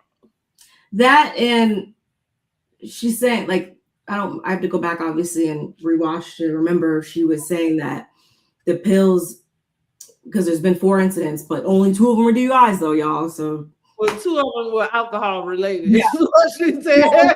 More alcohol related. The other 2 weren't. So that just, you know, negates that anyway. Was she, and this is dating back 20 years, so she was still taking these same antidepressants 20 years ago too, or the antidepressants only came into play this last time or so? Because if that was the case, that she's still been taking these same, I mean, I'm not a doctor, I don't know how this works, but you've been taking the same antidepressants for 20 years. I would just think that the doctor would be like, we need to we need to do something different. Like we need to like change this. Yeah, like I didn't think the goal was ever to be on the antidepressants for the rest of your life. 20 years. They just gave you 2, you've been prescribing it for 20 years. I don't know if I'm making sense. Back in the medicine cabinet and found that old bottle. No, you know what? She probably got one of them old, dope pushing ass doctors that write scripts. That's what she got. Now, yeah, it's possible, but I mean, I wouldn't want to be. But it's a lot of them, especially carriers of a certain age. Yeah, and I know, well, some of them doctors that died on, but I know some of them doctors around here that what you need. I'm like, oh shit, to me. Yeah, and she's charming. Obviously, she knows how to present herself to be, you know, in her grand dame-esque era-ness, and yeah, she probably, you know, had a good report. I don't know, y'all. This is all just speculation, nothing. We're just talking. More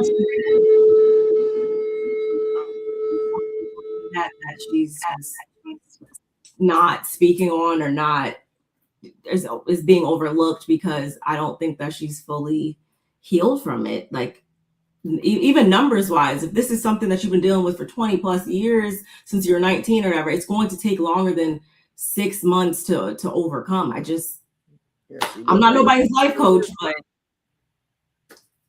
I feel like that's fair. Look, clock it, okay? Hey, well, we gotta see what she got to give this Sunday when the reunion comes on, well, I'm pretty sure we're not gonna see her until the last part. Yeah. However, we'll see whatever she come out and bring when she tells Wendy to shut the F up. No, which I thought that was kind of premature because I'm thinking I haven't seen Wendy talking much about nothing, but okay, girl. Yeah, I'm interested to see how that's gonna be woven into there. I just started cringing because I thought like I've been off of thinking about Angel for the last couple of weeks. So I'm like, oh god, we gotta talk into that. Like, I just, all I see is like, oh my god, like grabbing the wheel and just it's a lot. It's a lot. With She's a masochist. Oh god. What? She's yeah. Well, so I think I saw somewhere really briefly that it may have looked like she possibly did a post about her not. I don't know how true that is, though. I didn't see it nowhere else. I didn't see that.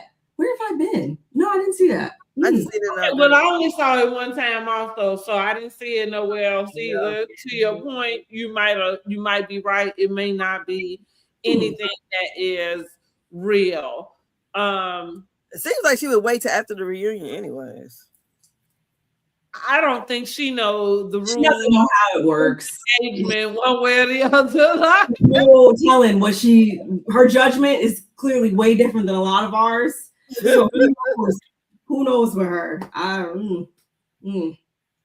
Poor Angel.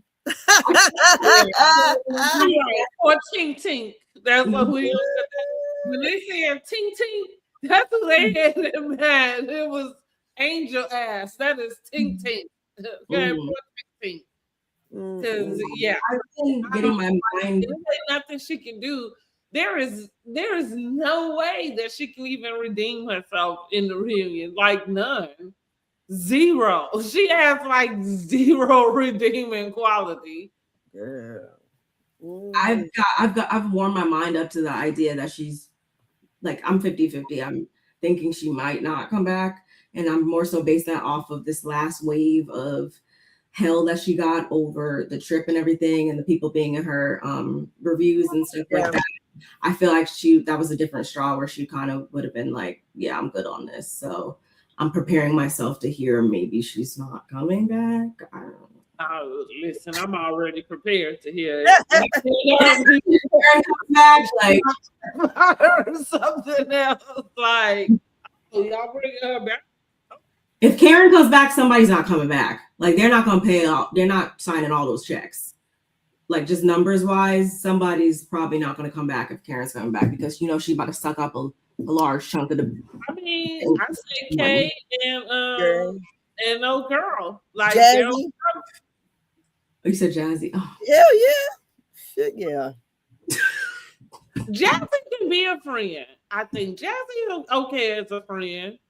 She just better not do those couple antics she did. She had about like 3 antics she pulled this season that people were like, no, girl. It was giving thirst. Her and Tia. It was giving, are you parched, girl? You think Tia's coming back? I hope not. That's somebody that I'm good on. I since about episode 2, I want to say I've been good on her. I think I'm all right with Tia coming back. What about you? It don't bother me either way. I don't care. Mm-hmm. I really don't. Angel just didn't fit this group of girls. Mm-hmm. Really. And I don't. If I was her, I wouldn't come back.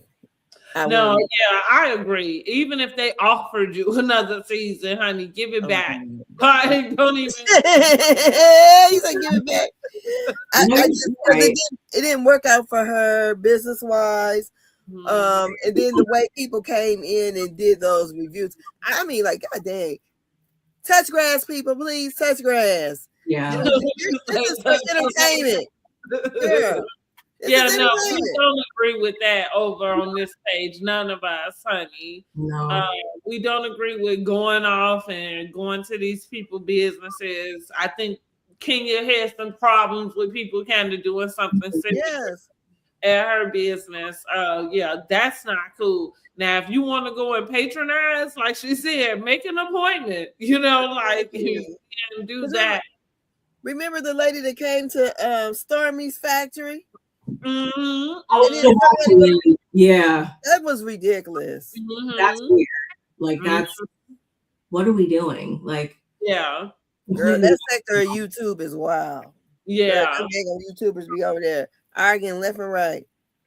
I told you that's why I had to stop watching that show because it got too much. Oh, Mm-mm. from the fans. Mm-hmm. That's crazy. The fans, the cast, it was just too much offline. It was I was over it. Ugh. I think it really was the millimeters. I don't know if it's all of that. Now that Mel was not there. It might not be, but like I guess I'm so far removed at this point that I'm just like, whatever. What I think it was when it well, it is what it is. What I think it is when it came to Mel and her fan group was just more so having a fan group that was based in her trauma, you know, with her marriage. Yeah. You know what I'm saying? Like, so basically you just had a bunch of bitter women. Yeah. Okay. Yeah. Doing bitter shit. You know what I mean? Like, I just couldn't take it. I mean, goodness gracious. Yeah, that was a bit much too. And like Stormy, I didn't mind her exit, you know, because to your point, like what we said about Akeisha when it came to Belle Collective, same with So Gucci or any other show, you know. Ooh. Housewives, because Housewives love to play that I didn't want to come back, you know, game, or I quit, you know, type of game. And it's just like we know the people who walk away, you know what I'm saying? And we know the ones who, like, you know, didn't, you know what I'm saying? Like, and there's a stance to be taken when what's happening on this television show is interrupting, you know, like your life, livelihood, you know what I'm saying? Like, and so either like you can't sit up and tell us you don't need this thing and you keep showing up, you know, going to heavenly. I think it is the next move if her campaign is as serious to her as she wanted to be. If your castmates are not taking you serious, or even out 2 of the 6 or whatever, if they are, you know, trying to bait you in some, you know, way, then the only other option is to exit. Like, you know what I mean? And not give them that. So I can see her, you know, kind of exiting too. But I like those type of moves. Make it a boss move. Don't tell me you don't need something if you ain't willing to like show it. You know what I'm saying? Like, so show and prove. Go ahead. Right. Run along. You know what you're talking about? So Gucci and you know them checks over there on ain't like them Bravo checks though. Well, even still though, all I'm saying, now you right. Now you right. Now you right. $15. Listen. Shit. You right. And like you said, that might be a little bit more to walk away from. But at the same time, but we always say it, all money ain't good money. True, you know, depending on what, like, again, if where you trying to go, if what's happening here is hindering you from getting there, then that's the only other choice you have is to let go of something, you know, like, and so, yeah, it would be this one. So it's funny going back to Heavenly's post. That is the way I took it, even though she didn't like flat out. It sounded like it was a departure type of post. On her live, she did a live like maybe 2 days ago or something. Oh, okay. And I don't know if she just was doing like a run-on sentence, but she said, reality TV, I'm done with it. I don't know if she meant she is done with it because it's over for the season, but people was like, oh, is she saying she's done? I had also heard, I don't remember where, and I wish I did, but I do remember coming across the point that this may be in general, like Married to Medicine's coming to a close in general. I heard that earlier in the season. I gotta go back and dig and figure out where I heard that. I've heard that too. Yeah. You But know, I haven't seen anything come of it. So that's a Bravo issue. If they do get rid of Married to Medicine, then that's a Bravo issue. Not as they bring these ratchet ass Rhode Island housewives and you getting rid of now. Who the fuck acts for these people? Everybody look alike. I thought we were going to Texas or somewhere else, but Rhode Island. Yeah. Again, who asked for them?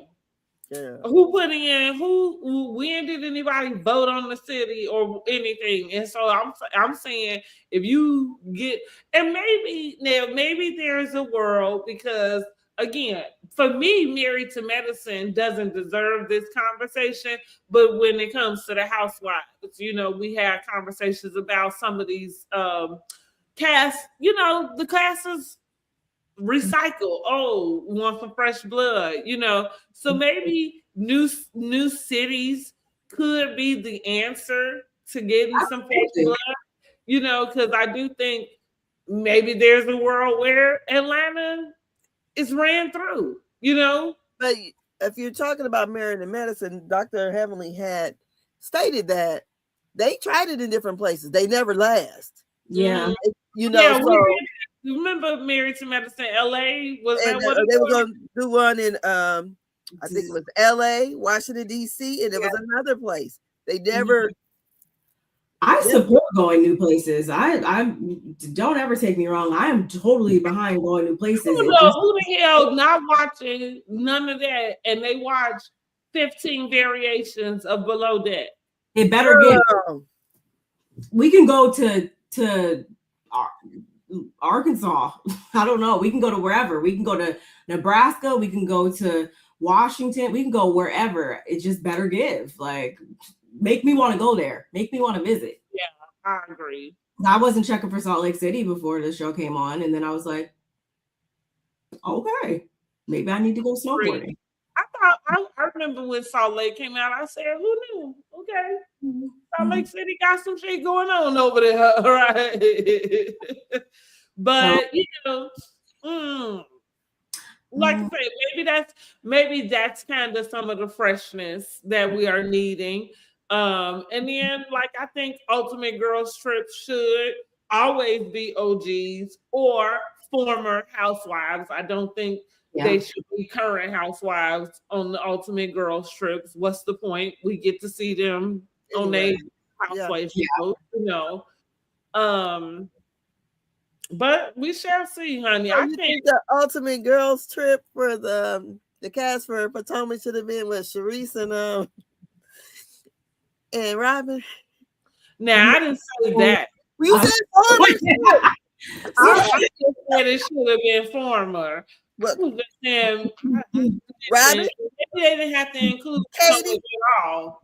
It could have been Katie. If she was in a good space, I would say Katie. Yeah, girl, Katie. You know what? Katie is like Kelly Ben Simone. Like, I don't know why they went and got her. They keep throwing this girl, this crazy lady in our face, knowing that she is unhinged and not well. But they keep trying to put her on TV. And she already had one breakdown. Like, you wanted to have another. The girl, she is not all the way there. She's like a Katie. Yeah, you're right. I mean, that's her life, though. Like, she lives this life where she's aloof about everything. I don't know about she got 2 kids. Who raising them? Like, right. Lord have mercy. I think some cities will have more to choose from than others. Like Potomac just don't. Right, exactly. Right. Very good way to put it. Would you say some cities will have more? Yeah. That's right. Because maybe we just skip out on Potomac altogether. Or maybe Robin would. Maybe it wouldn't be so bad to see. No, I think Robin was at this thing. I think she was there. Yeah. Oh, she at this thing? I'm pretty sure. Yeah, I'm pretty sure she was there. I think she was in Atlanta. Yeah, she was there. Oh, I'm not saying she showed up on one of the filmings. I'm talking about actually kind of being a part of whatever it is they got. Core cast of it? You're talking about being on the core cast of it and traveling? Yeah. Okay, fine, whatever, I guess. I mean, I'm just saying, let's call a spade a spade. Girl, you live like, I mean, everybody was there, right? Mm-hmm. Yeah, I mean, I honestly don't, I don't dislike Robin as much as like I just dislike the things she does, the things she says, the people she chooses to align herself with, people she chooses to marry. Yeah, other than all that, she's cool. Right. Mm-hmm. Life decisions. Take all that away and yeah, we'll start fresh and yeah, well, that's why I was saying, like, maybe it wouldn't be like for me such a bad idea to see her off by herself outside of Giselle. Yeah. And see what does that look like? Because I don't have an idea of what that looks like. Like I told you this season with with Giselle. Yep. Giselle's kind of taking the favorite spot this season for me. It's a first. Like I'm surprised, by it because she's not my go-to like favorite, However, I'm like, she been saying things that I agree with. I'm kind of liking her. Like, Angel, you don't even know where you are. Like, yeah, she's so exclusive. Not even you know how to get there.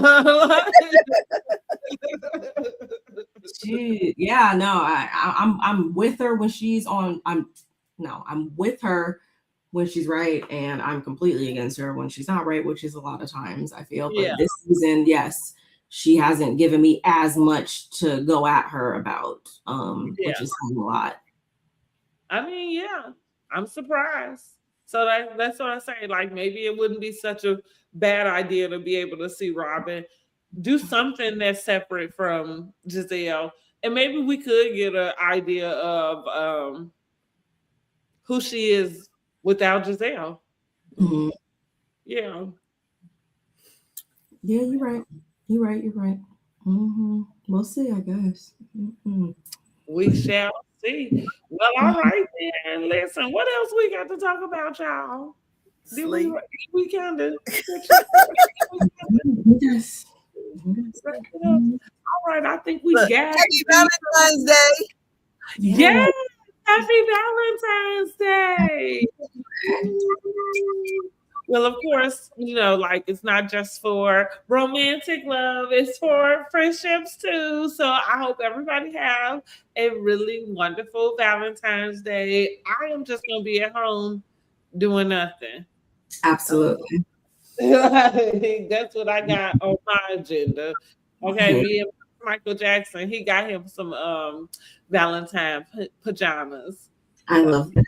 I got him some little Valentine like cookies from he had to go to the vet today, so I got him some little Valentine cookies from the PetSmart. Thank you. I love that. Yes, I hope everyone has a wonderful Valentine's Day. It's crazy. That's already halfway through the month. Yeah, right. So I don't know what I'm doing today. Your anniversary and Valentine's Day, right? Yeah, 32 years. Happy anniversary. Yes. Yeah. So I got to go down here and check on these grandkids, girl. They are raising hell, okay? Well, I don't know what the baby's doing. The other ones are probably asleep, but the baby, he kind of had a fever earlier. So okay. So guys, listen, make sure you like this video. Make sure you subscribe to everybody's channel. I did put everybody's channel in the description. Okay. So we will be back with you. Monday? We're going to go for Monday. Yes.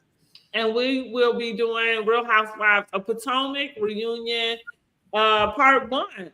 And we will also go ahead and talk about the Housewife Awards at that time too, right? Okay. We get ready to start promoting for Married to Medicine. So Yep. let's go ahead and get that. Y'all got a little time to still vote. Make sure you subscribe. Go to the community tab and you can vote there. Okay. Yep. All right. All righty. I'm like ready to go to sleep right now. Yeah, it's dark. It's dark here now. Mm-hmm. Okay. Well, good night, y'all. Well, thank you for joining. Don't forget to like, share, and subscribe, and we will hit y'all up on Monday. All righty. Bye, y'all. Have a good night. Y'all enjoy y'all evenings, okay? You too. Thank you. Now, I don't know why